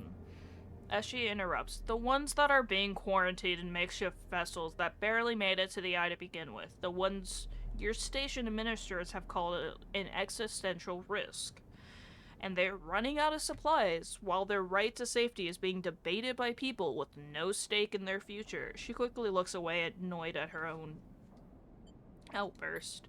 Peaky sighs. She's right. People are trapped out there, and they turn ashy. We understand that this is a big problem for the Eye. Hundreds of refugees and more ships turning up each cycle. They hold up a hand to stop Ashy. But Ashy turns away, her burning anger a palpable force in the close quarters of the corridor. They need supplies, and after everything they've been through, the quarantine isn't helping. That's terrible. Ashy looks back at you, her fierceness fading. Peaky, please. As she gathers herself in the supplies. Ashy, we need help. They, like the refugees, needed us. We need others too. They smile at her. Peaky turns to you. Come find us. The climbing briars docked at the broken spoke, past the greenway in the waste. We have a good view of the cordon, though we are keeping our distance for now. Come help us. They squeeze her hand. As she turns to leave, and Peaky follows, waving goodbye. A moment later, as she shouts back the corridor. Don't bother coming empty-handed. You want to help? Show us. Bring supplies or don't come at all. And with that, they disappear around the corridor, Eshe already picking up speed as Pecky calls for her to slow down. A refugee flotilla? Where are they coming from, and why? Now, each time you think you begin to understand this place, something changes. Okay. You got the Greenway, a commune. The waste. The climbing bar.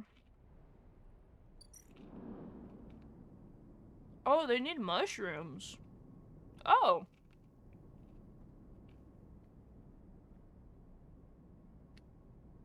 Welcome to Episode Flux. Episode Flux is the first of 3 episodic updates to Citizen Sleeper, telling the story of the refugee flotilla which has arrived at the Eye.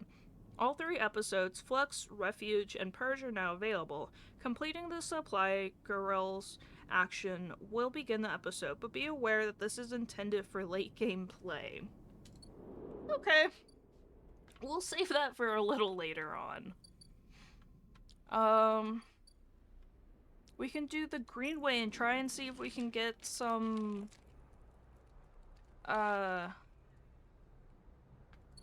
mushrooms?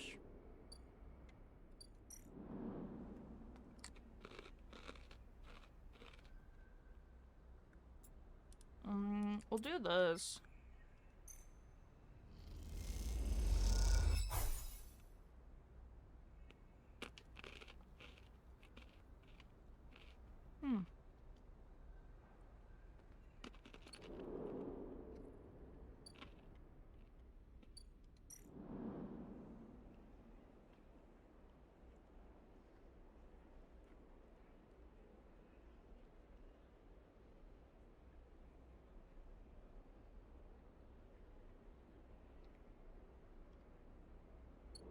Okay.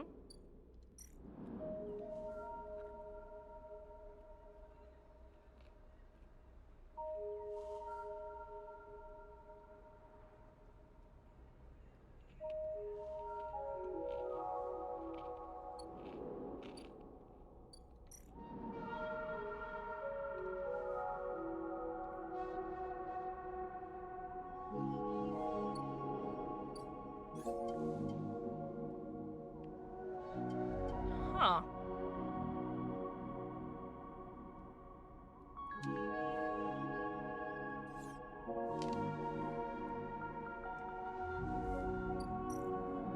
Right, late game, late game.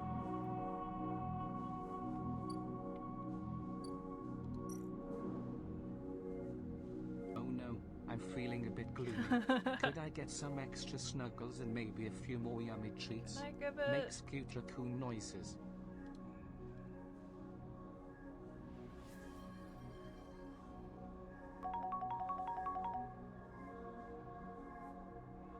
Degrees Russell's omega degrees. paper Russell's excitedly. paper excitedly cloud Oh wait, Android. it has Your future holds many its own adventures. thing, A it'll new say. opportunity awaits, so keep your eyes peeled, little one.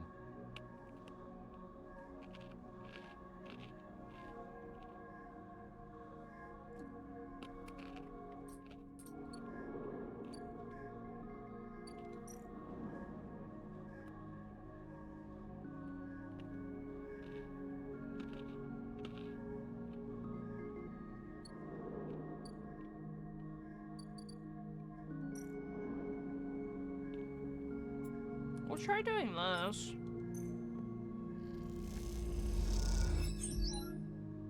Nice, we got a little bit.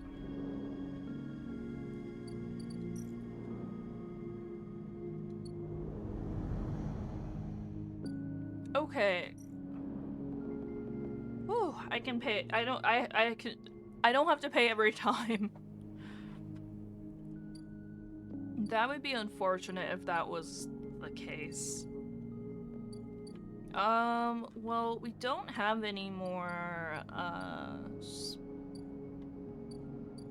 thing we can do, so we'll end the cycle.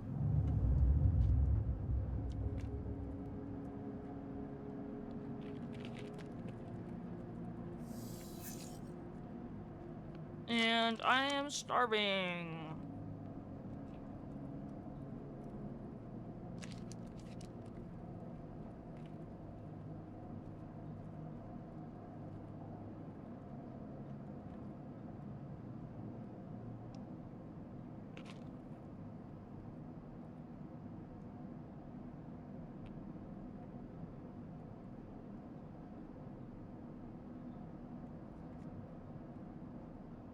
Okay. We need to go find food.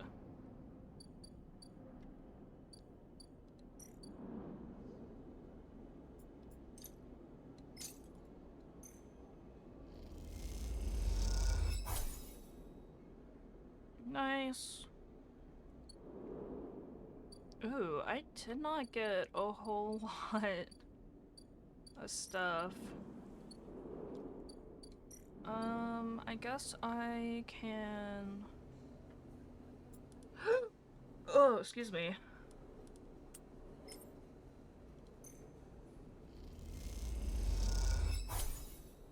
Nice. Okay, we got, like, the rest of the energy we need.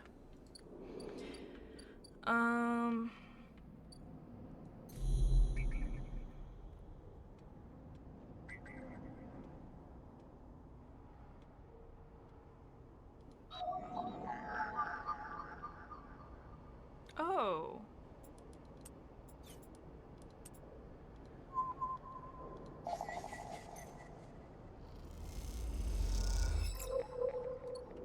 Okay.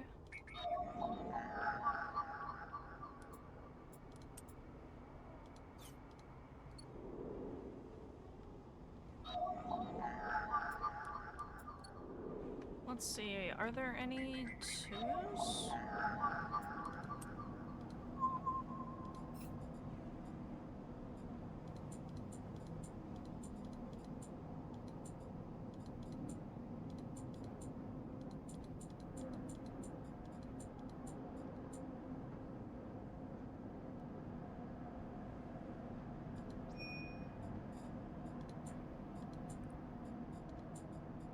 Yeah, I guess we'll do that for now.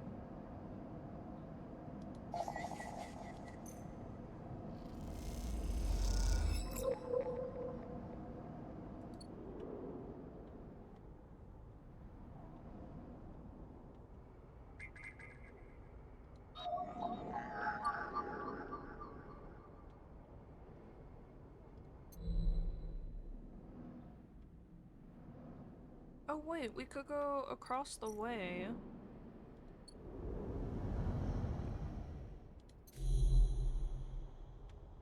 Oh, there's a single thing.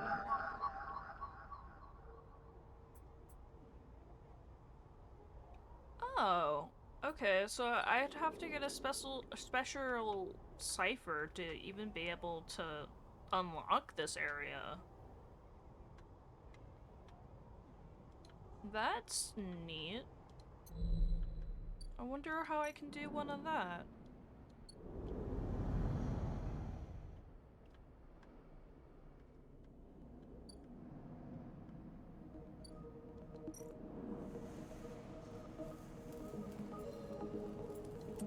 We'll do this, and hopefully we get a positive. Neutral works. We got a little bit of money, which we're gonna need to.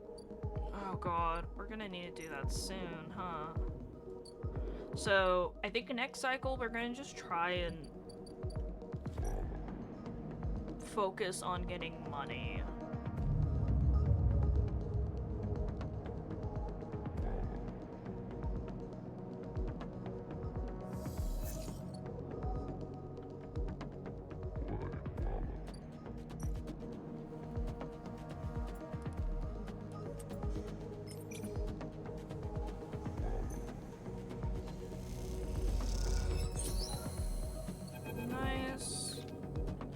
Each shift, a crowd of would-be workers gathers outside the shipyard, each of them clinging to a 4-digit number printed on receipt paper. These are their assignment numbers, and you are either called for a shift or you aren't.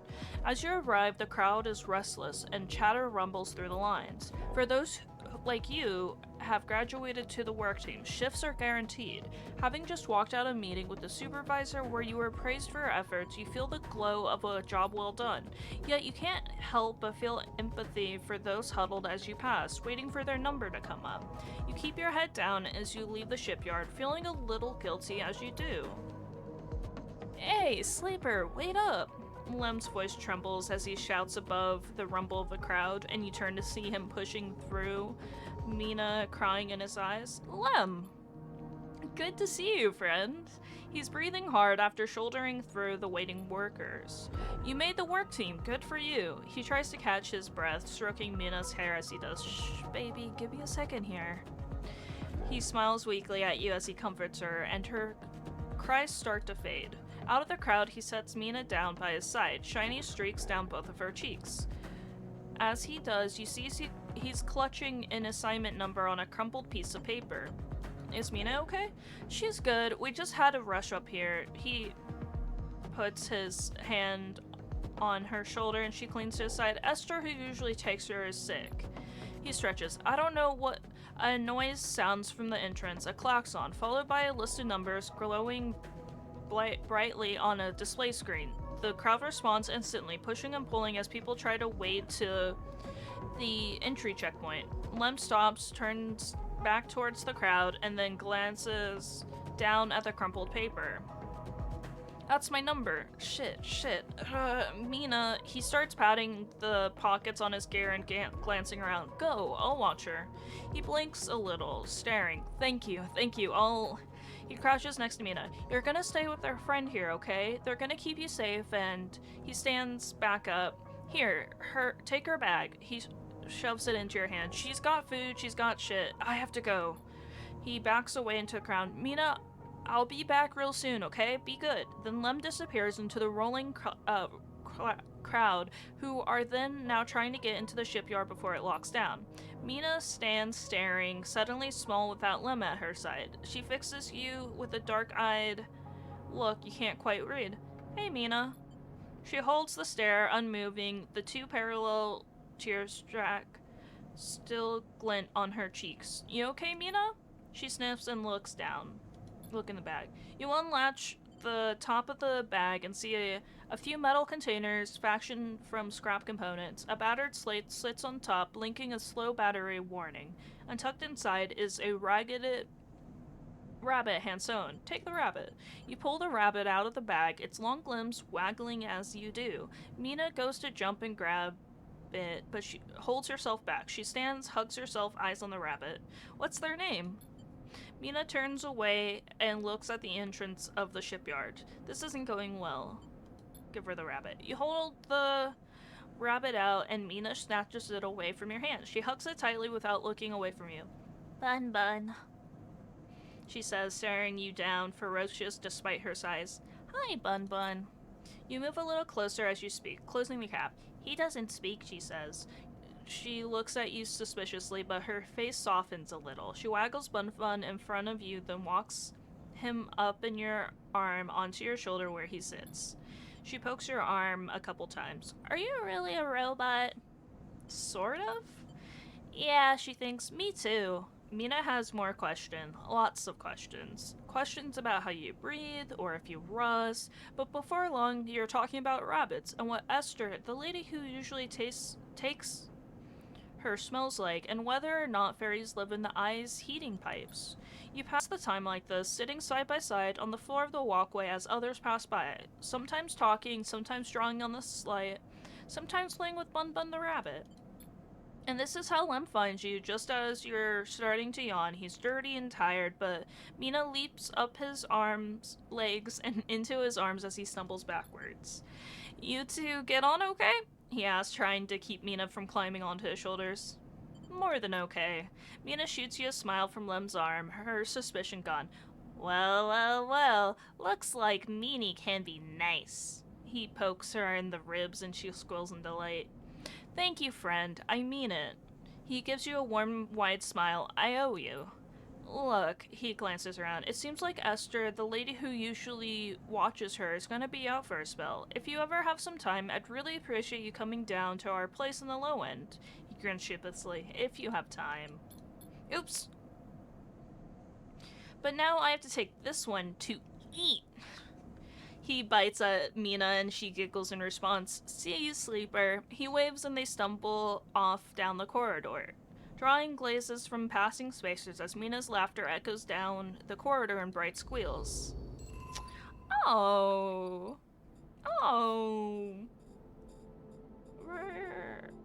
Help Lynn work?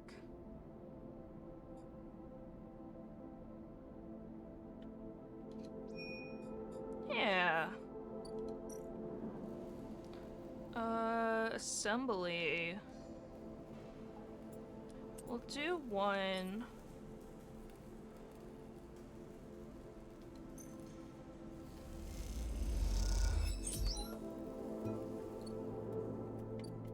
Okay.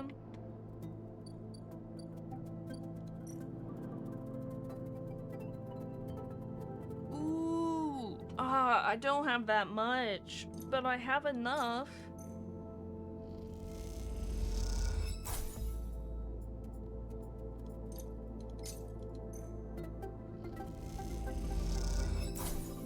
I'll buy two, because they'll be here for a little bit.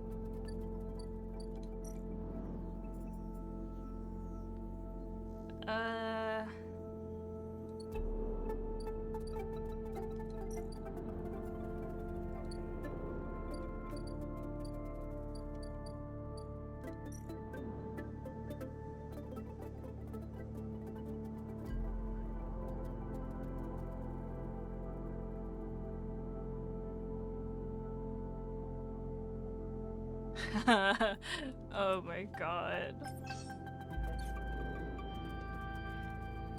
Okay.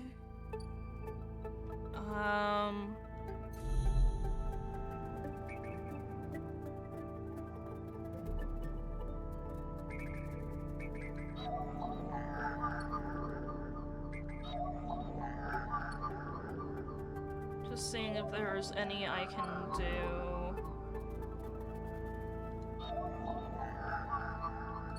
Here we go.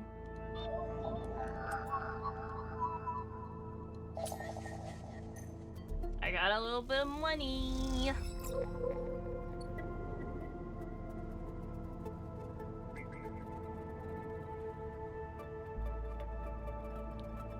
What's this one I could do? Yeah, actually.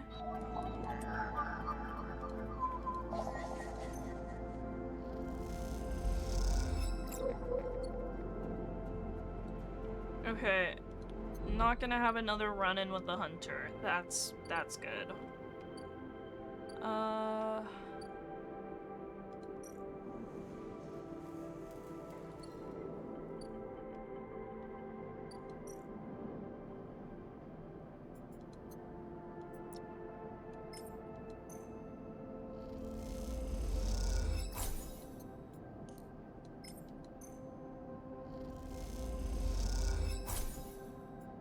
nice. That actually gives me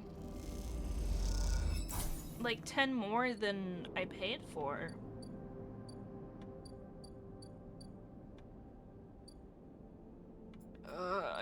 I worry that I'm not gonna have enough money though. Okay, that is all we can do this cycle. We can probably get one more cycle in, and then I'll have to call the stream, cause, well, sleep and _row, you can pet and play with me at the whatnot. Nimbus Pet Cafe, a Twitch extension right here. Okay, oh. Harden? It's been more than a few cycles since Fang confronted Harden, and the silence since has been noticeable. In your time with Fang, you haven't exactly found him to be reliable, but you did expect to hear the end of whatever plan he put into action. But if he won't come to you, you think as you approach the Have an Age building, then it's time to come to him. After all, he did promise to fix your tracker, and you're kidding nervous. As you approach the bay door, you see them wide open and light pouring out of the once dark room. Stacks of servers and terminals sit outside the bay, suddenly robbed of their mysterious bright floodlight. A figure in Have an Age security feigns steps out of the bay as you get closer, carrying a stack of hardware. Approach. As you get closer, you see the security officer taping up machines from Fang's stash with what looks to be hazard tape. This isn't good. You again. Harden is there, leaning beside the bay entrance, so calmly you barely notice him. He has the slate in his hand, an inventory of seizures sprawled across it. Predictable. Further evidence of Fang's collusions.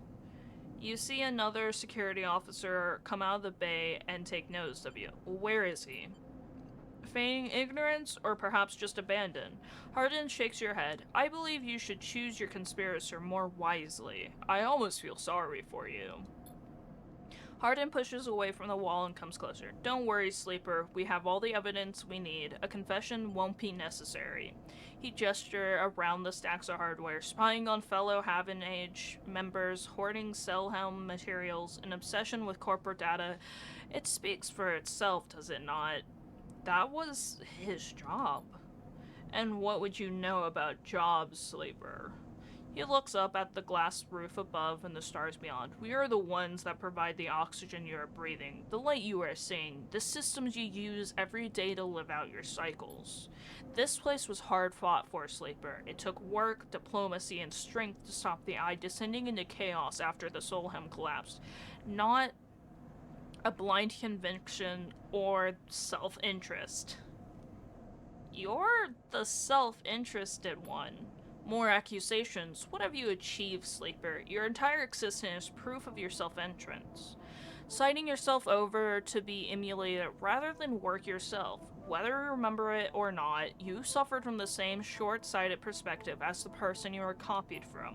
You see, Sleeper, we are proud of our history here. Andoran Erlin and the First Union founded this place, and Have an Age has welded his values into the station's very walls. We'll never turn away the hard-working, the just, the true citizens of the Eye. Have an Age aren't like a gang like the Yatagan. We aren't pirates like half the spacers you'll see in the hub, or esoterics like those high-fall radicals in the Greenway. We are the backbone of this place. Proud and true. We named Erlin's Eye, Sleeper. This is our station. He meets your eye, so please, take your false accusations elsewhere before I decide I need that confession after all. History will catch up with you.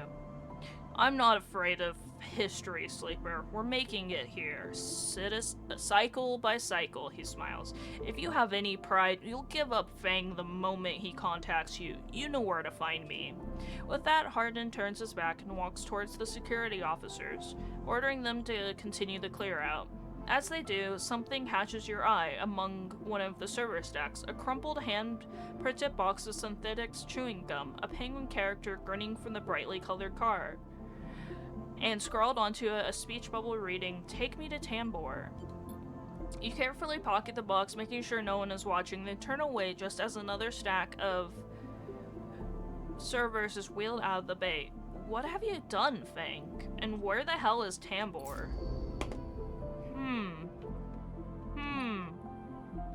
More shit is happening.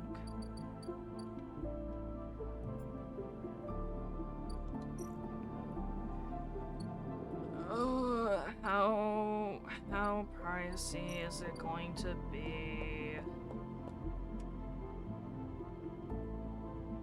Oh.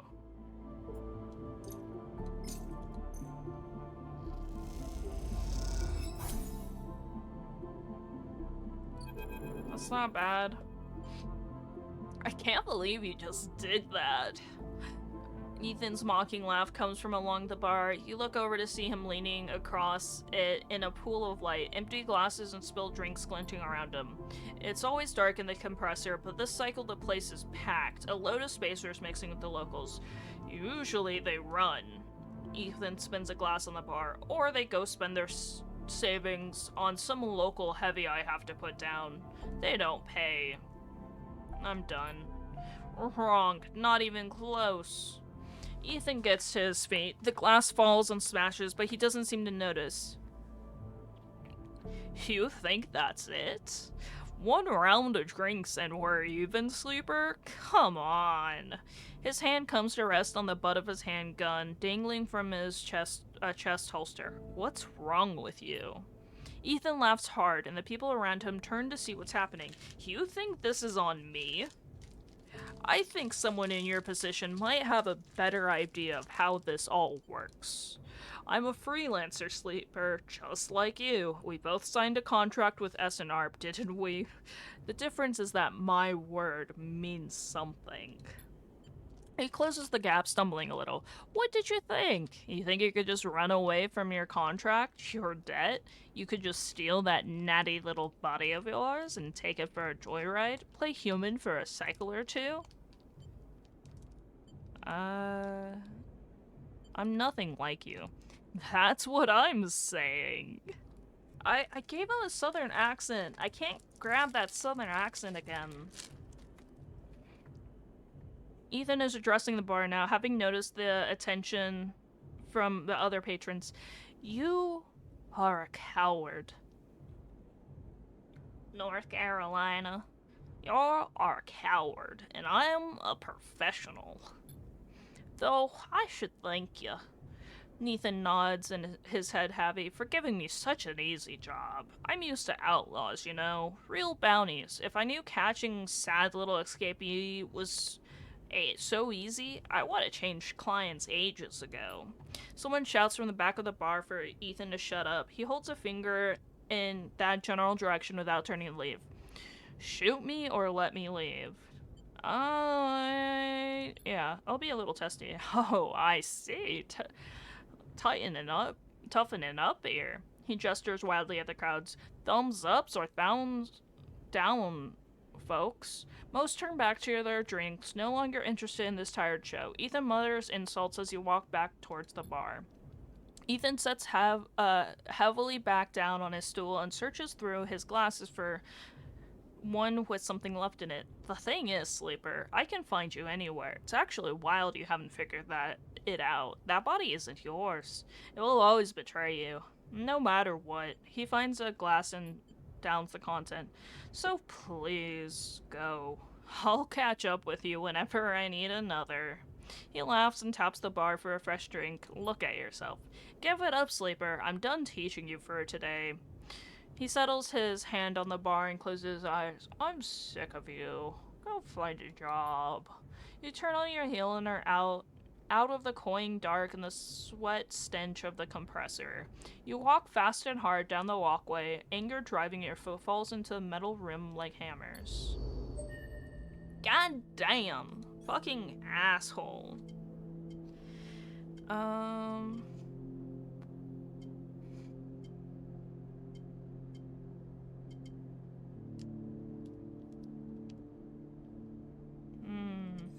Oop.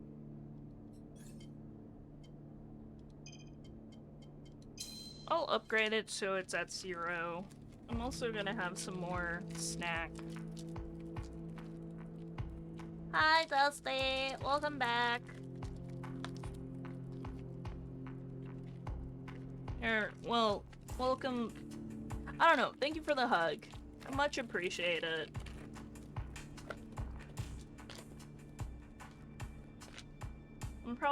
I'm gonna end this cycle and then hit the hay.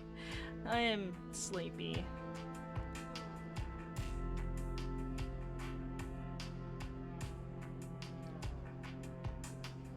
But goddamn, that Ethan guy is an asshole.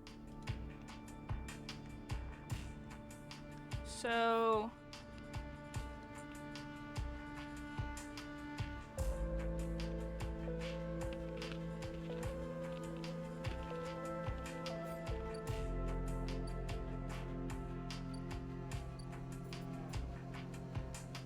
Tambor.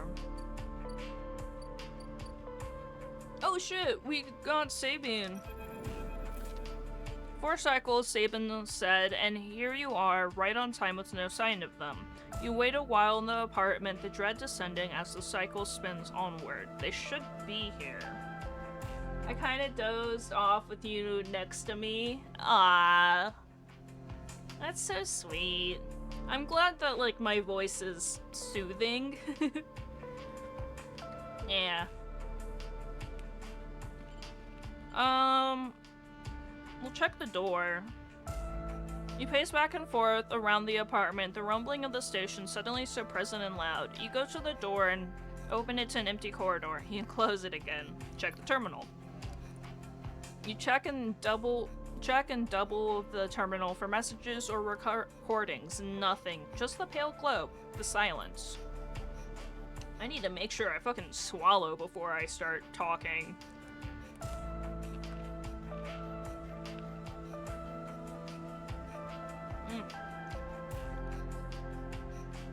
I am EP.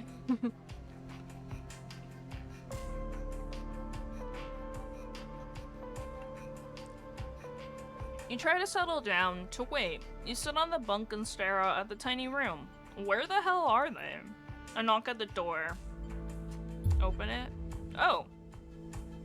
Oh shit. A figure stands on the door and immediately you know it's not Sabine. You better get good rest tonight. I hope so. I've been like hella fucking tired. Hella fucking tired recently. I tried to get a drink with no try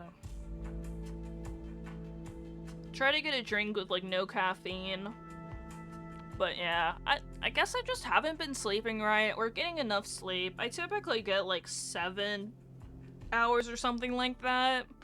Which I know you're supposed to get like 8, but like if I want to be able to stay up and chat and like stream, I have to go like I have to go to bed around this time. Okay. A figure stands in the doorway. You know it's not Sabine. They are taller, sharper, and something in their face glints in the half-light. A dark shape, like a stubby baton, hangs loosely from her hand. Our local sleeper. Good to finally meet you. She steps into the apartment, glancing around with sharp eyes. What, may I ask, are you doing here? She fixes you with a steady, unwavering stare. Nothing? She laughs. No need to get jumpy. We just need to discuss our mutual friend. She walks past you into the apartment, glancing around. We set them up here, you know. This place is one of ours. She picks up a glass from the dispenser and inspects it. People always seem to forget who put them where they are. She glances at you. And I suppose you're here to help? Where are they? I was hoping you'd be able to help with that. She spins the baton in her fingers by her side, her eyes not leaving yours. We have a problem, you and I. It seems our friend has disappeared, left without even saying goodbye, which means they are in a little trouble now. But it's the kind of trouble that you need help for, so I thought I'd come down here and take a look at their little hidey hole, and here you are, the help. She looks through the detritus on the side, and what help a sleeper no less, which I have to admit is a little surprising. It suggests to me that our friend hasn't been very honest with you either. What do you mean? Well, I'm sorry to report that before we got them set up here, Sabin was working for your owners. She pauses. Also, why did she disappear? SNARP. You blink hard at the news, unsure how to take it. Rob,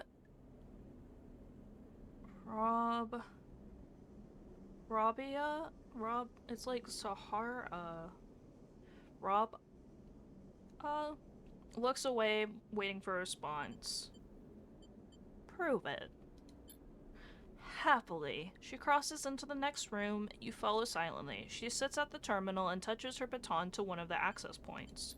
A spark, then the terminal screen skips, encrypted folders emptying themselves before your eyes. In the flicker of files, you see SNARP letterheads and code forms. Reports laden with medical data marked with corporate logo like the sigil of some cult.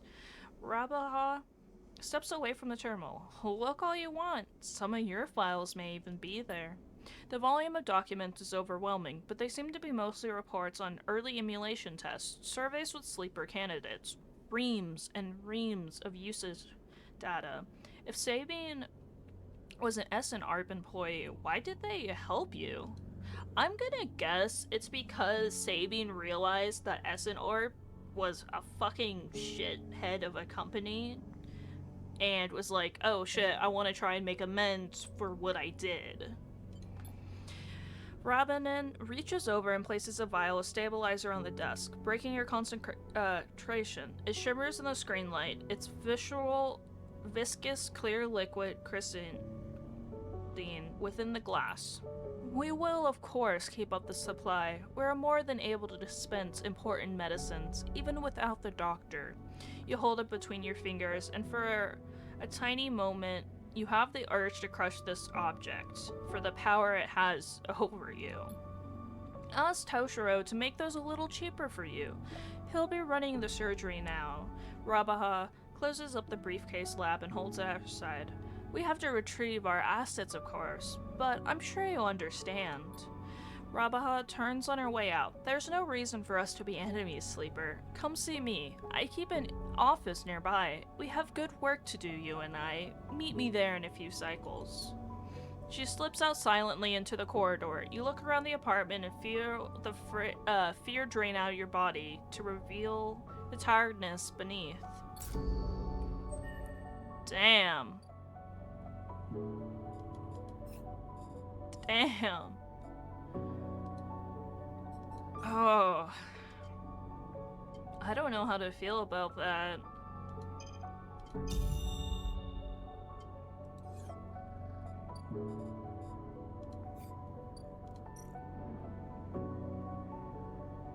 Yeah.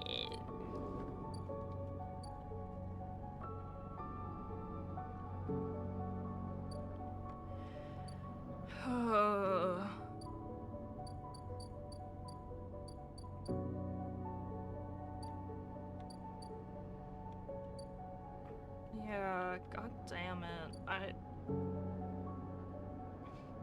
I'm not sure what to think of the whole situation.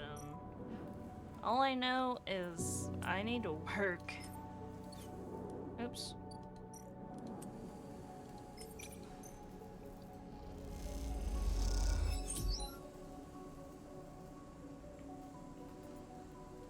Oh shit, we got a stabilizer. I just realized that.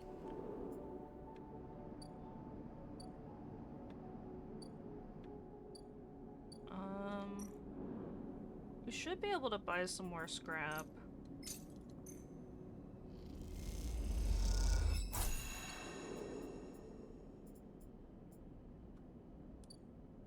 And then we can put it towards our potential new home.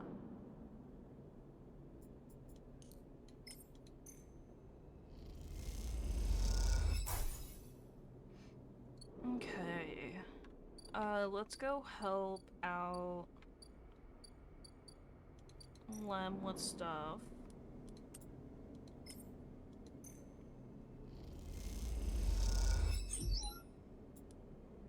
Oh, we got energy.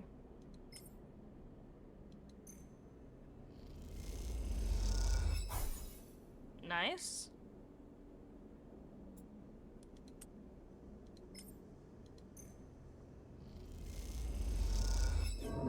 R. Mina is crying when Lem leaves and refuses to talk to you. The hours crawl by and you're desperate to get out when Lem finally returns. Arnor! But we still helped progress.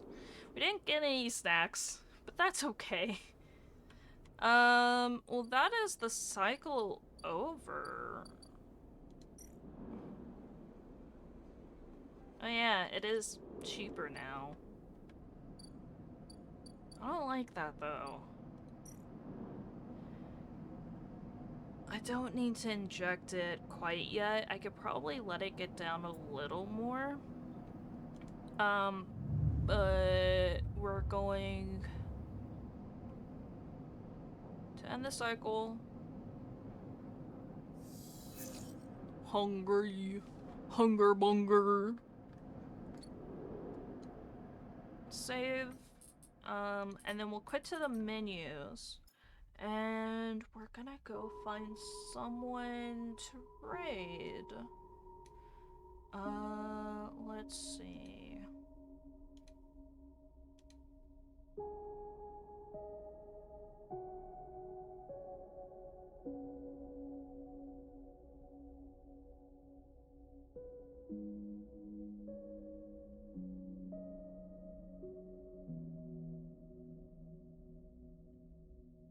Also, happy Deltarune Day. It has released. I'm really happy about that. I'll probably try and get the game and put it on my list of, like, next game to play. Like, it would be the next game I play, because I really loved Undertale. Toby Fox does just, like, such an awesome...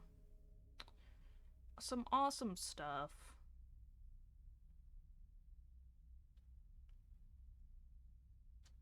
Oh. I'm like, there's like quite a few people on, and I'm like, god damn, I have choices. Is there anyone else streaming this? There is one other person streaming this game. So I'm not in the same position as Lynn, where there's like, oh, there's absolutely no one. Yeah, okay. I think we're gonna go raid over to Malwarebytes. She's an awesome streamer and is currently playing Baldur's Gate 3 and doing Dishonor or Honor mode. Yeah, so we're gonna go over there. Mal. Where? Bytes. 2.